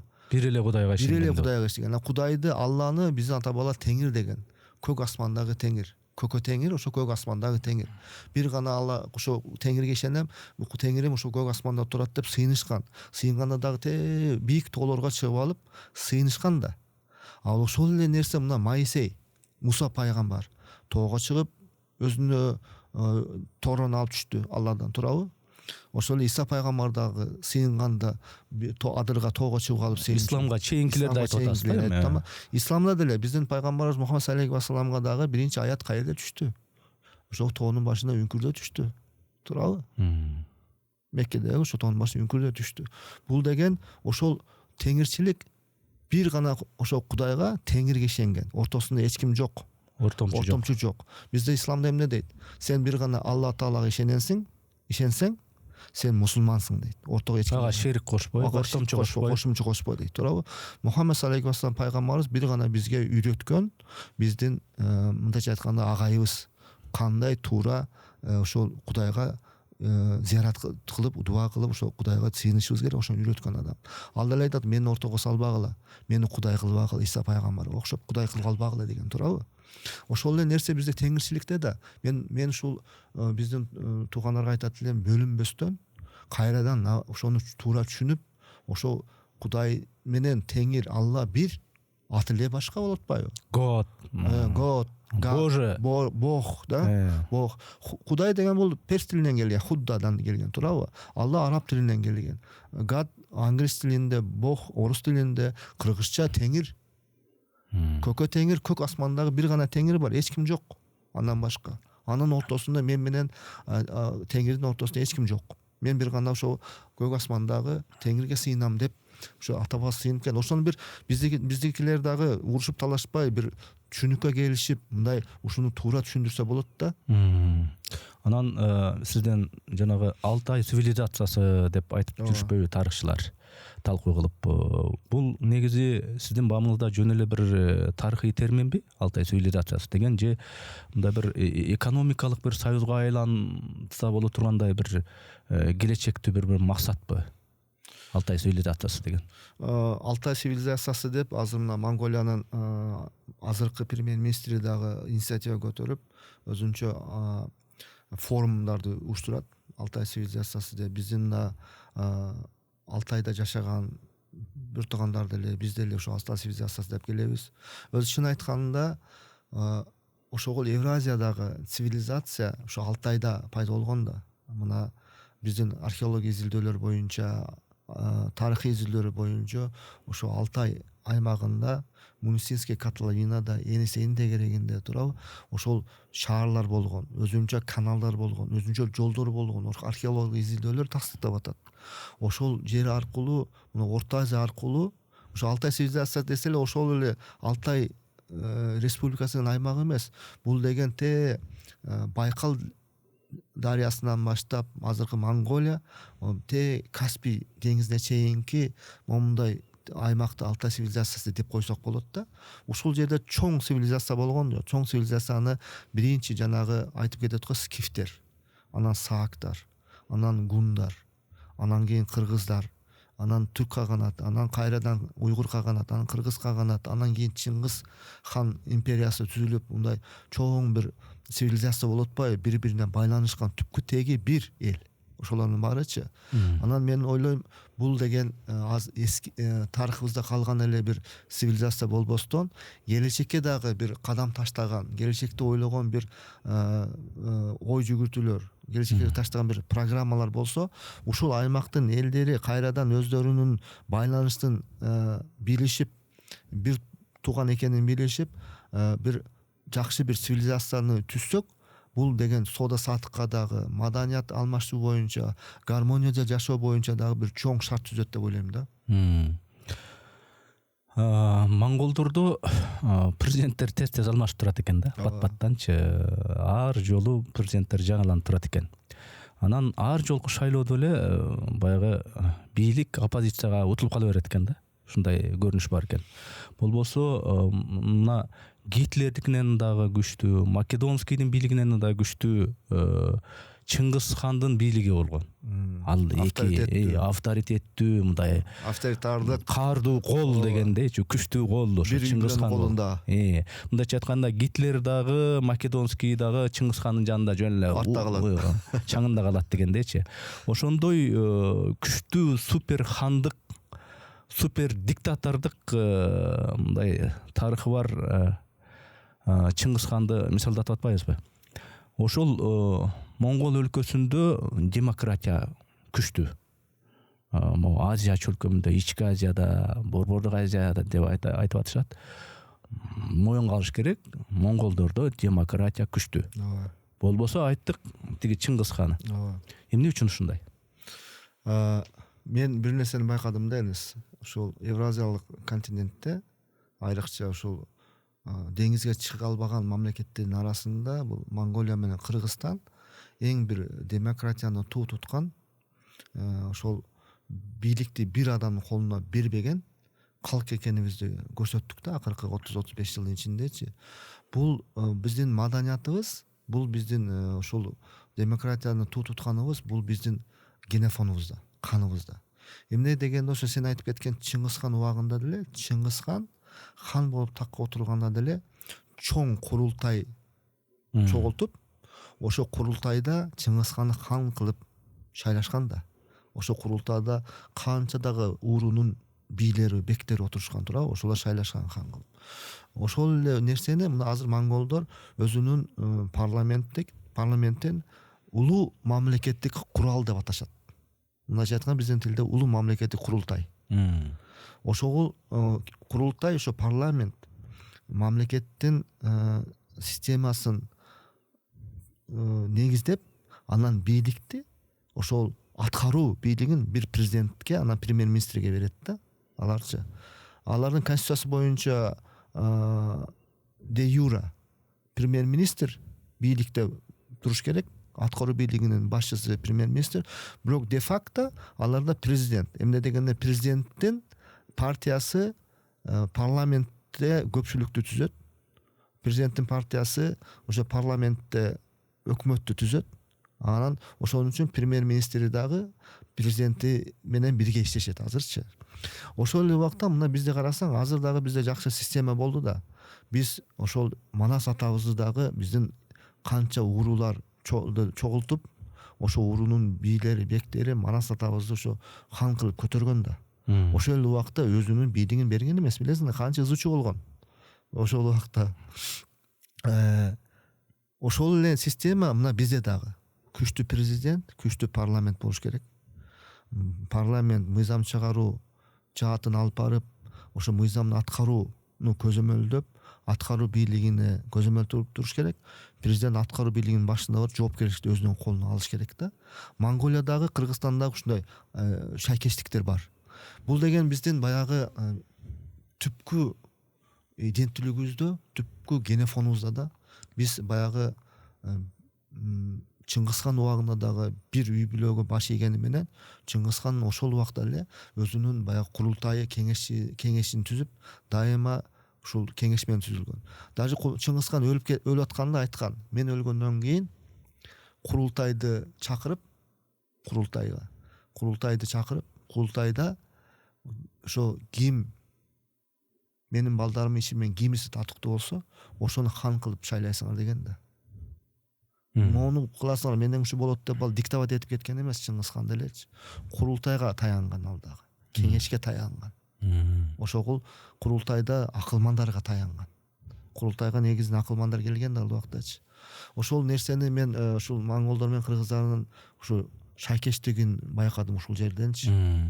Бирок бизде эми азыр президент күчтүү, бирок парламентибиз, курултайыбыз бир аз күчтүү эмесирээк болуп атат окшойт да бизде. Кичине убакыт бар окшойт бизге.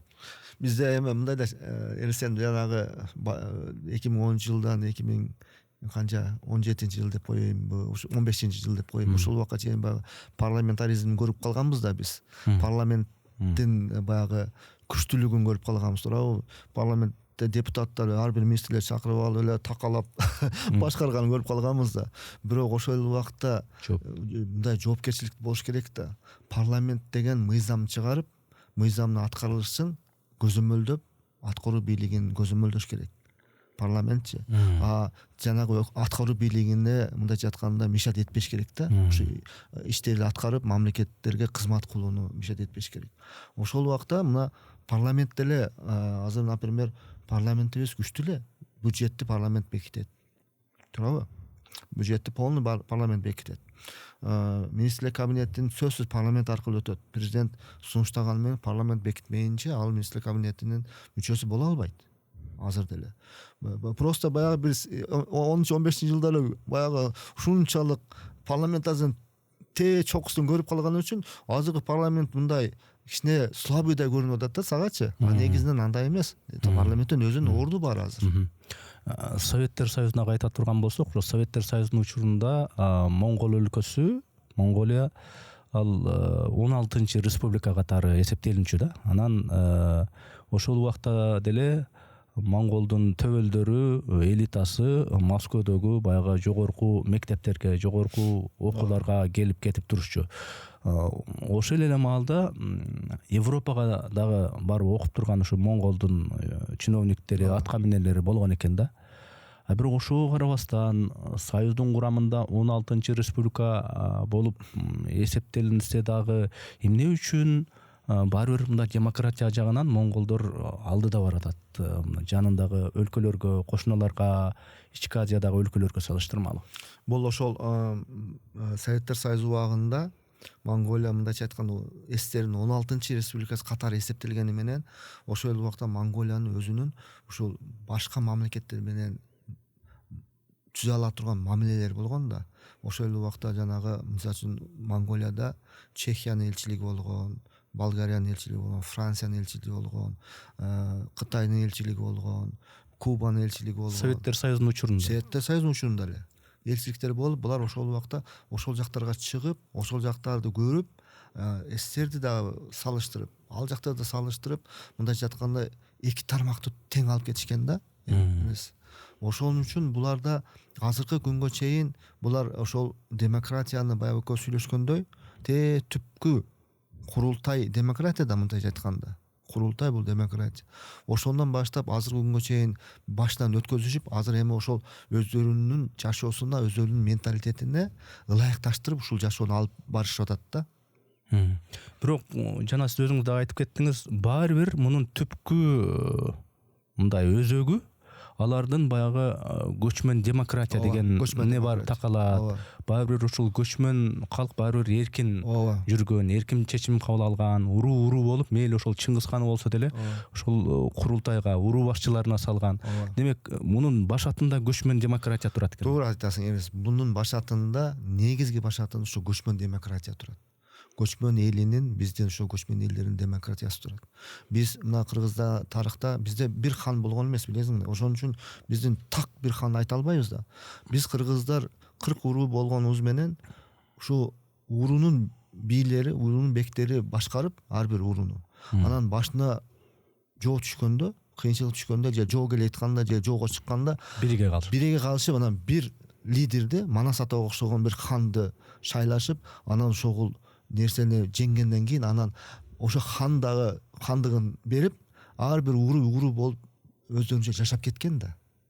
Ошон үчүн мына тарыхта да көбүнчө кыргыздарды эмне үчүн ушул 840-жылы улуу кыргыз каганатын түзсө, Чыңгыз хан 1277-жылы хан болуп дайындалса, 380 жыл ичинде эмне үчүн кыргыздарда анчалык эме тарых булактары жок дейт да. А эмне дегенде баягы кыйынчылыкты башыбызга келтирип ошол убактагы 820-жылдан 840-жылга чейин уйгур каганатын талкалап кыргыздар анан өзүнүн каганатын түзгөндөн кийин баягы бийлеген бир хан кереги жок болуп калды да. Ар бир уру болуп баягы аймактарында башкарышып, территорияны башкарышып, анан ошол 380-400 жыл ичинде ошо биз менен бирге жашаган боордошторубуз, туугандарыбыздын баардыгы өзүн кыргыз деп атап калышкан да. Биздин үрп адатыбызды колдонушкан, биздин ошол салт саланыбызды колдонуп калышкан да. А бул деген нерсе ошол демократия да, биздин өзгө түпкү демократиябыз ошол. Баягы сен айткандай көчмөн демократия. Монголдордо эле бизде деле кыргыздарда деле көчмөн демократия. Монголдорго окшош эле.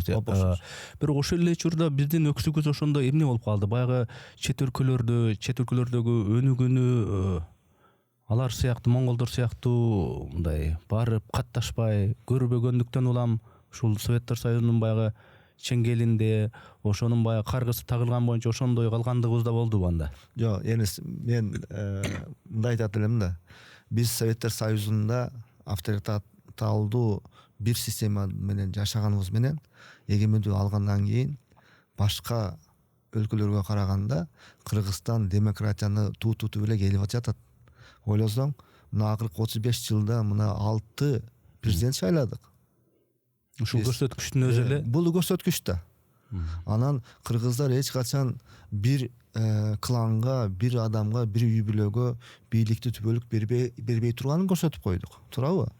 Бир үй бүлө бийликте түбөлүк калам десе, же бир клан түбөлүктө калам десе, ага жол бербедик да биз. Бул деген кыргыздардын СССР убагында ушундай чоң татаал эмеде авторитардык системада жашасак дагы эгемендик алгандан кийин биз андайга жол бербей, баягы биздин генибизде бар, каныбызда бар экендигин, биз улуу эл экенибизди, биз бир кеңешмеде жашап, биз баардыгыбыз менен кеңешип бир мамлекетти башкарууда бир эле адам эмес, баардык адамдар катышыш керек экенин көрсөтүп койдук да. Айбек мырза, эгерде Монголиядан, Монгол өлкөсүнөн бир гана сапатты, бир гана наркты импорттой алсак, ал кайсы сапат болмок сиз үчүн? Мындайча айтканда кыргыздарга бүгүнкү күндө эмне жетишпей атат? Монголиядан ушул биздин негизги нерсебиз, мен ушу эме айтып кетет элем, биздин тарыхыбызды тастыктап, ата бабаларыбыздын археологиялык изилдөөлөрү жүргүзүп, Монголияда эле мен ушул 2,5 жыл ичинде ушул монголиялык археология изилдөө докторлор менен жолугушуп, кесипкөй адамдар менен жолугушуп, Монголиянын аймагында эле эмес, биздин ата бабаларыбыздын күмбөздөрү бар. Алар монголдор кыргызтур деп коюшат. Ошол күмбөздөр 70 миңден 100 миң, а балким андан да көп деп айтышып атат. Биринчи ушул биздин ата бабаларыбыздын күмбөздөрүн изилдеп, тастыктап, археология изилдөө жүргүзүп, ДНК исследование кылып, ошолорду мына кыргыз экенин дүйнөгө жар салып, анан жана экөө сүйлөшүп кетпедикпи? Манас атанын кайсы жерде гана аты болбосун, ошолорду изилдеп, кыргыздын ким экенин тастыктап, ушул кыргызга алып келсек, ушул Монголиянын бир тажрыйбасын алып келген болобуз. Монголдор өздөрүнүн ар жагын айтпай эле коеюн, Чыңгызхандан берки тарыхын даңазалап, ошолорду азыркы күнгө чейин тастыктайт. Монголиянын аймагында, энес ишенесиңби, жыл сайын ар түркүн дүйнөдөн келишип, 50дөн 100гө чейин археологиялык исследованиялар жасашат. Биздин Кыргызстанда мен угушумча көп болсо бир 2-3 эле археологиялык изилдөөлөр жүрөт биздин аймактачы. Анан чет мамлекетке барып, кыргыз археологдор изилдегенди дегенди такыр укпадым. Бирден, экиден серең гана угуп калам да. Мага акча, каражат бөлүш керек. Кудайга шүгүр, энес, Кудайга шүгүр, мына азыр президентибиз 5 жылдан бери иштеп, биздин бюджетибизди 10 миллиард долларга чейин чыгарды. Туурабы? Мына алтын кенибизден акча түшүп атат, башка келип атат. Ушу археология изилдөөлөргө бир жылына бир 5 миллион доллар бөлүнүп койсо, ушул иш барат эле. Анан сен жана айтып кеттиң, мен ошо токтобой калыпмын. Ошолордун негизинде баягы кинолорду тартып, Мына монголдор да өздөрүнүн тарыхый кинолорун тартышып реклама кылышып атат. Мына биздин түрк боордоштор дагы тетиги Осман Газиден, Эртурулдан баштап тартышып, Селжуктардан баштап тартышып, канча мына Султан Сулайман, тетиги Истанбулду кантип алгандарын тартышып өздөрүн даңазалап атпайбы? Бир жакта туруп алып эле биз Султан Сулайманды сүйүп калгандар болуп атат. Бир жактан туруп Султан Сулайман. Ошол эле нерсени биз акча каражат бөлүп жылына жок деген ошо баягы мен айткандай көп эмес, бир $5 миллион кино индустрияга бөлүп ушундай кинолорду тарткызсак, бул кинолордон мындайча айтканда реклама эле эмес, бул кинолордон пайда тапса болот мамлекет. Азыр мына дүйнө жүзү боюнча азыр интернет көбөйүп калды. Netflix, Apple Movie, жана башка Disney мувилер бар, туурабы? Ошолорго сатсаң, алар алышат, эгер жакшы тартсаң. Анын пайда да табасың, андан экинчи жагынан реклама да болот. Андан элдер кино көргөн, бул кыргыздар 3000 жыл мурун өзүнүн шаарлары болгон экен, өздөрүнүн жолдор болгон экен. Теги Рим империясы 2000 жыл мурун жол курду десек, булар 3000 жыл мурун курган экен. Алтайда ошол өлкөгө бир барып көрөлүчү деп анан. Көрөлүчү, ошол урпактарын көрөлүчү. Кимдер экен булар? Манас деген булардын атасы болгон экен. Бул дүйнөнү башкарган экен. Анын аттары бир эле ошол Евразияда эмес, бул Америкада дагы бар экен. Теги Латын Америкада бар экен. Башка жакта бар экен деп ошолор да кызык келет. Ошол жакка да көбүрөөк көңүл бурушубуз керек да. Эми мында бир локалдуу суроо, жеке мүнөздөгү болуп калабы? Мына бизде Жапонго барып биздин ишкерлерибиз жана оң рулдуу машинелерди ташып анан кыйла кыргызды жыргатты да. Арзан, анан алар $2,000-2,5 миң баягы фиттер алды. Ооба. Бышык машинелерди эми рулу оң жагында эле болгону болбосо аябай жакшы бышык чыгарат экен, сапаттуу экен депчи. Анан кийин эле тыйып салышты. Ошол оң рулдуу машинелердин айынан кырсыктар, автокырсыктар көп болуп атат деп. Монголдордо деле ошондой оң рулдуу машинелер бар экен, негедир алар тыйбаптыр да. Анын себебин билесизби? Эмнеге алар тыйган жок? Бизде тыйылды. Ошондо машиненин рулу каякта болгону бул маанилүү эмес. Кырсык жасагысы келсе, айдоочу солунда деле, оңунда деле отуруп жасай берет деп айтсак болобу? Ооба. Аябай мында актуалдуу суроо бердиң да. Булга мен аябай кубанып жатам, сен ошон үчүн мында жылмайып атпаймынбы? Улан-Батыр шаарында мындай машиналарды парковкага коет да. Парковкага койгондо мында эсептесең бир 30 машина турса, 30 машинанын 25 оң рулдуу машина да. 25-и. Мындай жатканда 95% оң рулдуу машина. Жолдо кетип атса, ошонун дагы 90% оң рулдуу машина да.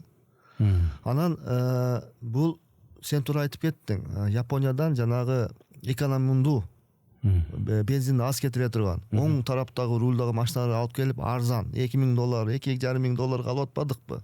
Жыргап эле баягы өтүк кийгенчи эле алмаштырып калбадыкпы ошол убактачы? Сен туура айтып кеттиң. Бул оң рулдуу машинада эмес причина. Мына президентибиз айткандай, мына автошколаларды жакшы тарбия бергиле, айдоо маданиятын көтөргүлө деп атпайбы? Бул айдоочунун маданиятында эмес. Оң рул болобу, сол рул болобу, эгер ошол айдоочулук маданиятты, ошол жол эрежесин билбеген айдоочу болсо авария кыла берет эмес. Мына мисалы айтып кетейин, кече жакында эмес, дайыма мына Ош-Бишкек жолун билесиң өзүң. Түндүктөн түштүккө бензинди негизинен чоң фуралар ташыйт, соляркаларды фура ташып түштүккөчү. Жанаган айдасаң коркосуң да, жаш балдар зыңгылдатып Мерседес S-класс айдагансы айдашат, обгон кылышат, перевалдарды обгон кылышат. Анан кече жакында мына Таш-Көмүр менен Каракөл шаарынын ортосунда баягы мындай зимейка жол бар го. Ошондо чоң авария болупту. Бензовоз күйүп атат. Капкара болуп. Ошол айдоочу күйүп кетти дешип атат ошол жерде. Бул деген баягы оң рулдуу машинада эмес, бул деген адамдын өзүндө. Айдоочунун өзүндө. Өзүнүн маданиятында. Ошону мен кече күнү дагы Санжир радиосунда айттым. Мен азыр дагы ушундан колдон айтып кетейин. Мен ушул Садыр Кожоевичке өкмөт башына ушул суранат элем. Айдоочуну үйрөтүүнү баягы билесиңби, эстер убагында биз 10-11 класста окуйт элек 2 жыл. Жумасына 2 сааттан 4 саат окуйт элек. Жумасыначы. Ошону киргизиш керек кайра. Ошол айдоочу правила дорожного движенияны, ошол машинаны кандай оңдош керек, эмне болуш керек, айдоо маданиятын баарын мектептен үйрөтсөк, анан кийин ошону мектептен бүткөндөн кийин эмес, ошол мурдагыдай эле 3 айлык автошколаны ачсак, эртең менен саат 8ден кечкүнүн 6га чейин окуй турган кылсак, ошондо чоң эффект берет да. чоң фек берет да, ошондо баягы мектептен баланы тарбия кылсак айдоо маданияты көтөрүлөт. Мына азыр карасаң светофор кызыл күйүп турат, ай бул жака кирип кетейинчи десең жок дейт да. Саяттан баштасынчы, 1 секунда барышып турасың, кызыл күйүп турат, сен өтүп кете албайсың, аттап машинадан турабы. Ушул нерселерди да үйрөтүшүбүз керек, биз айдоочуларгачы айдоо маданияты үйрөтүшүбүз керек да. Мына айтып кеттиңиз буга чейин тиги Моңгол өлкөсү Түштүк Корей өлкөсү менен да кызматташат активдүү депчи. Сезонунда Улан Батырдан Түштүк Корейге мына Сеулга күнүнө 10 рейс болот экен. Сезон болгон минимум эң болбоду дегенде 10 рейс. Бизде болсо жумасына бир 2 рейс да. Эмне мунун себеби эмнеде? Бунун себеби баягы мен айтып кеткендей, монголдор биринчиден өзүнүн тарыхын, өзүнүн жерин, анан корейлер менен болгон тарыхый байланыштарын даңазалап, реклама кылып, андан экинчиси ошол Монголиянын туризм министрлиги, мен сурадым лично ошолордон, Кореянын туризм министрлиги менен кол коюшуп, ошол жактан жыл сайын ошончо көп туристтерди алып келип, Монголиянын маданиятын көрсөтүү боюнча өзүнчө бир программа түзүшкөн экен. Ошонун негизинде ошол сезондо сен айткандай күнүнө минимум 10 рейс, 17 рейске чейин көтөрүлөт. Кореяданчы, Япониядан деле ошондой. Мына Борбор Азия же болбосо башкача айтылышы Ички Азия өлкөмүндө толук кандуу демократиясы бар деп эсептелинген ошол Моңгол өлкөсү эсептелинет да. Мунун демократиянын өлчөмү деңгээли жагынан эгер карай турган болсок, бул мына Польшадагы демократиядан же болсо Балтика өлкөлөрү, Румыния, Словакия өлкөлөрүнө теңдеш да, демократиясынын өлчөмү жагынан. Атыкүл кээ учурда мындай кээ бирлер салыштырат, ушул Жапондагы демократиядан дагы артыкчараак болуп кетет. Монголдогу демократия депчи. Мына ушул феномендин сыры эмнеде? Болбосо Монголия эки өзүңүз айткандай чоң державалардын ортосунда турат. Бири Россия, бири Кытай. Эмне үчүн ушундай? Бул монголдор 91-жылы баягы өзүн жанагындай толук кандуу эгемендүүлүк мамлекет болгондон кийин, баягы СССР тарагандан кийин, эмне дегенде көбүнчө булар СССРден дотация алып, СССРден жардам алышып, анан СССР анча мынча влияние кылышып жашап келишкен да. Ошондон алышып баягы өздөрүнүн башынан өткөн тажрыйбасын эске алышып, мен изилдеп келгенде ошондой жыйынтыкка келдим. Өзүнүн башынан өткөн тажрыйбасы. Мына өзүң билесиң, акыркы 300 жылда азыркы Монголиянын территориясында жашаган эл, монголдор негизинен жуңгарлар менен кытайлардын башкаруусунун алдында болушкан. Анан кийин орустардын СССР убагында ошол СССРдин башкаруусунун алдында болуп калышты. Анан ушу баштан өткөзгөндөн кийин жана өзүнүн илгерки көчмөн демократиялык иденттүүлүгүн ошого билишип, ушул 91-жылдан баштап булар ушул тек демократиялык жолдо барабыз. Бизге андан башка жол жок. Түндүгүбүздө чоң держава, түштүгүбүздө чоң держава турат. Ошол эле убакта булар менен мамилебизди бузбашыбыз керек. Булар менен соода саттыгыбыз эң биринчи орунда турат. Ошол убакта биз өзүбүздүн жарандарга башка мамлекеттерге да жол ачышыбыз керек. Башка өзүбүздүн мамлекетибиз менен башка мамлекеттин ортосунда болгон мамилелерибизди көтөрүшүбүз керек. Баягы 3-чү коңшу деген тышкы саясат доктринасын колдонуп, булар аябай мындай алдыга кетишип атат да. Сен туура айтасың, Монголиядагы демократия ошо Польша, Чехияга салыштырсаң болот. Ошол мамлекеттердин деңгээлинде демократия. Бирок биз мына Кыргызстан деле Орто Азияда мамлекеттердин арасында эле эмес, бул мурунку СССР республикаларынын ортосундагы алдыңкы демократия республикаларыбыз эмес. Бизде деле демократия чок жогору да, бирок демократия десе эле баягы оозго баткан сөздү сүйлөй бербестен жоопкерчилиги дагы болуш керек да. Демократияда деле жоопкерчилик бар да. Баягы оозон чыккан сөз ок дейт го. Оозон чыккан сөзгө жооп беришиң керек. Эгерде ошол айтылган сөзүң туура болсо, сен туурасың. Айтылган сөз туура эмес болсо, анда ошого жооп беришиң керек да. Бул бир эле баягы авторитардык республикалардан эмес, демократиялык республикаларда болуш керек да. Ар бир адамдын жоопкерчилиги болуш керек, коомдогу жоопкерчилиги, ушу мамлекеттеги жоопкерчилиги болуш керек. Айбек мырза, эми ушул подкасттын соңунда могу менин колумда китеп турат. Бул сиздин авторлугуңуздагы китеп. Глобализация доорунда Борбордук Азия өлкөлөрүндөгү геосаясий процесстер деген китеп экен, эми орус тилинде экен. Анан ушул китепте эми Борбордук Азияга тиешелүү болуп атпайбы? Геосаясий процесстер деп. Ушул жөнүндө да айтсаңыз, бул Борбор Азияда эмне болгон геосаясий процесстер болуп атат? Анын үстүнө акыркы окуяларда да аябай башкача болуп кетип атат дегендей. Ушул боюнча дагы.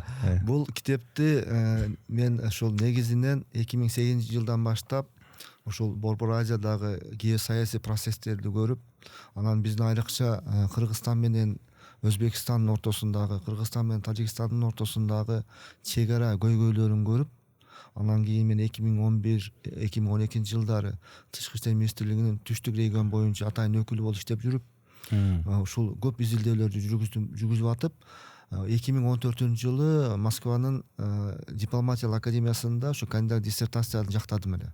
Ошо кандидаттык ишимдин негизинде ушул китепти жазып чыгардым Германиядан. Бул китепте негизинен мен ушул 2008-ден баштап 2014 жылга чейин 6 жыл ичиндеги көйгөйлөрдү көтөрдүм да. Негизги көйгөйдү айтып кетсем, бул чек ара көйгөйү. Аны мен өзүнчө глава кылып Ферганский кластер деп бөлүп, ошого атайын токтолуп кеттим.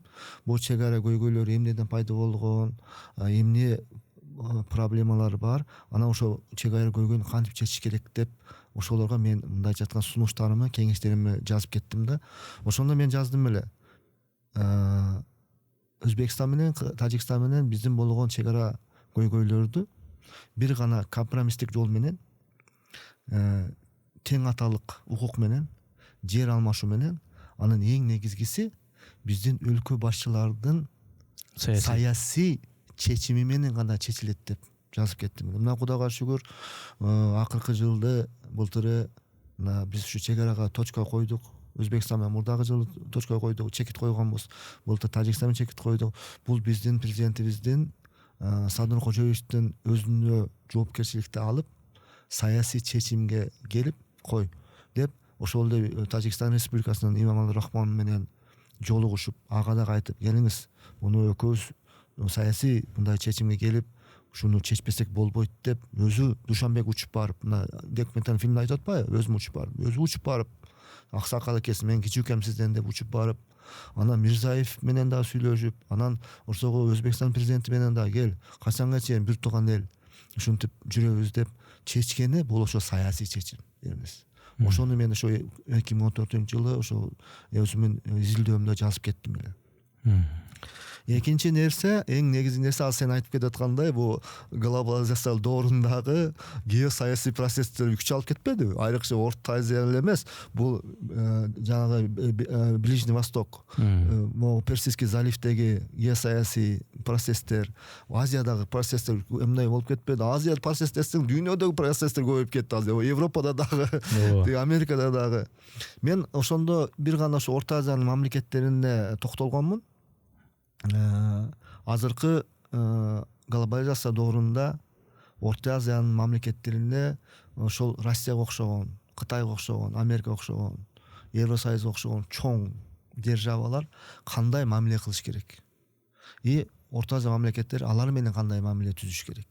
Мен бир эле нерсем ушул чоң державаларга кеңеш бергенмин. Орто Азия мамлекеттерин өзүңөр менен тең ата көрүп, калыс мамиле кылсаңыздар, ошондо өзүңүздөргө мындай авторитет аласыздар.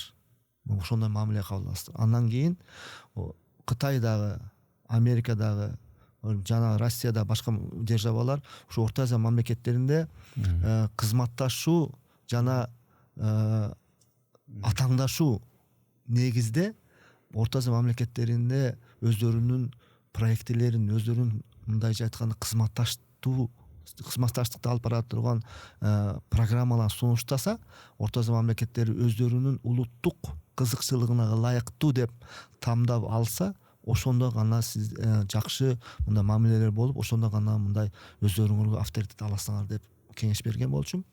Мына акыркы 5 жыл дебейин, акыркы вот 3-4 жылда ушул процессте жүрүп атат да. Мындай карасаң, Кытай өзүнүн баягы ШОС аркылуу, жанагы баягы один поезд один путь деген программасы аркылуу канча проекттер сунуштап атат, туурабы? Россия өзүнүн жанагы соода саттык боюнча канчадаган сунуштарын кылып атат. Мына Америка дагы активдүү иштей баштады. Орто Азия мамлекеттери, Кавказ мамлекеттери келгиле, момундай соода саттык кылайлы, инвестиция кылайлы, Кавказ аркылуу мына Турцияга, Европага жол ачалы деп, ушундай ошол процесстер мына эми 10 жылдан кийин башталды да, карасаң. Мен ошого сүйүнүп атам. Ушул процесстерден биз бир гана мамлекетибиздин кызыкчылыгын, улуттук кызыкчылыгына пайда алып келе турган гана иш-чараларды көрүп, ушу мамлекетибиздин өнүгүп өсүшүнө гана салым кошсок, ошондо Кудай буюрса биз элибиз бактылуу жашаган, тынччылыкта жашаган бир чоң мамлекет болобуз. Кудай кааласа. Эми ушул подкасттын соңунда бир суроо. Сиз мына 1 сааттан ашык биз маектешип атабыз мына. Илимий дараметиңиз дагы ошол эле учурда элчилик жактан өзүңүз топтогон тажрыйбаңыз дагы мындай мол, бай экени мындай сезилет да. Рахмат. Анан бул тажрыйба менимче ушуну менен эле ушундай, сиз азыр эми элчи эмессиз да. Ооба. Сиздин потенциалыңыз, тажрыйбаңыз, мындай кылыш керек, мындай кылса сонун болот эле деген сиздин эми мындай тажрыйбаны канча жылдап чогултат да. Ооба. Анан сиз азыр эми баягы улгайып калган бир пенсионер возраст уракта эмессиз. Ооба. Анан ушул потенциал пайдаланышы керек го дейм да. Мындай өзүңүз кандай көрөсүз ушуну? Мындай өзүңүз дагы бир проекттер менен же болбосо бир кандай бир кийинки кадамдар кандай болгон атат? Мен ойлойм, Эрнес, биздин урматтуу президентибиз Садыр Кожоевич бир гана ички саясат эмес, тышкы саясатты да жүргүзгөн биздин өлкө башчыбыз да. Негизи тышкы саясатты президентибиз жүргүзөт, башка эч ким жүргүзбөйт. Президентибиз, андан кийин биздин министрибиз Кулубаев Жээнбек Малдыканович. Ушу эки адам негизги тышкы саясаттын багытын көрсөтүп, ушу тышкы саясатты жүргүзгөн адамдар да. Андан кийинки биз баягы аткаруучу адамдар, булар дипломаттар, элчилер, министрдин орун басарлары, генералдык консулдар, ушу элге кызмат кылып, мамлекетибиздин кызыкчылыгын коргоп, элибиздин укугун коргоп, мамлекеттин кызыкчылыгын ушул дүйнөгө таратуу боюнча иштейбиз да. Мен ойлойм, биздин урматтуу президентибиз, ошондой эле биздин урматтуу министрибиз биргеликте ушул менин ушу сен айтып кеткендей, ушу 50 жашка чыксам, 50 жашта мына 5 жогорку окуу жайын бүттүм. Азыр мына докторантураны жасап атам. Экономика боюнча, Кудай буюрса кийинки жылкыга пландаштырып атам, жактаймын деп. Азыр мына ортосуна келип калдым иштериме. Ошол менин илимимди, иш тажрыйбамды, менин ушу болгон мүнөзүмдү, элиме кызмат кылам деген ниетимди ушу Кыргыз элине, Кыргыз Республикасына кызмат кылуу мен үчүн чоң сыймык экенин билишет. Мен ойлойм, кандай гана кызматты сунуштабаса, кандай гана багытка койбосо, мен бир гана элге кызмат кылуу гана ниеттемин. Мен ойлойм, андан сырткары дагы проектилер бар. Аны деле Кудай буюрса баягы параллелдүү алып кетейин деген ниеттерим бар. Жана айтып кетпедимби? Азыркыда бизде жөн эле отурбастан мамлекетибиз акча бөлсө мындай кылат элек, андай кылат элек дебестен, мен азыр ойлонуп атам. Ушул өзүмүн Америка Кошмо Штаттарындагы досторумду колдонуп, алардын ошого фонддору аркылуу Кыргызстанга бир акча бөлдүрүп, кыргыздардын баягы ДНК анализдерин жүргүзүү боюнча Кубаныч Чороев менен биргеликте ушуну бир ишке ашырсам деп атам. Бир Кыргызстандагы 40 урунун ДНКсын эле изилдебестен, ошол Памирдеги, Алайда, Гималайдагы, Тибеттеги, Тажикстандагы, Өзбекстандагы, Кытайда Фуй кыргыздары, жанагы Кавказдагы биздин Кумук туугандарыбыз, Найман туугандарыбыз, Крымдагы баягы биздин туугандар бар. Ошолорду керек болсо Венгриядагы кыргыздар бар. Арпадат үй бүлөсүнүн тукумдары бар. Ошолордун ДНКларын изилдеп, ошол эле убакта жанагы Америкадагы Наваху деген уруу бар экен. Индейсте ошолордун ДНКларын изилдеп, жанагы Колумбияда бар экен. Латын Америкада алардын ДНК изилдеп, ошолордун ДНКларынын шакеш деген тастыктап туруп, ана дүйнөгө жар салууга бир салым кошсом дегендей ниетим бар да. Рахмат. Эми сиз Моңгол өлкөсүнө элчи болгонго чейин деле сиз Америкада сиз менен Фейсбукта жазышып, ошол жактагы анча мынча процесс тууралуу пикириңизди билип ушинтип турчу элек буга чейин. Эми жанагы азыркы айтпадыңызбы, моундай кыргыздын тамырына кайтуу, тамырын табуу боюнча мен жеке өзүмчө демилге көтөрүп моундай кылайын деп атам деген. Ошол эми иштериңиз болобу же алдыда да башка иштер, милдеттер күтүп тургандыр. Кандай болбосун, сиздин ишиңизге ийгилик каалайм. Рахмат. Жараткан сизге, үй бүлөңүзгө тынчылык берсин. Жараткан акыйкат туура жолдон адаштырбасын. Бар болуңуз. Рахмат.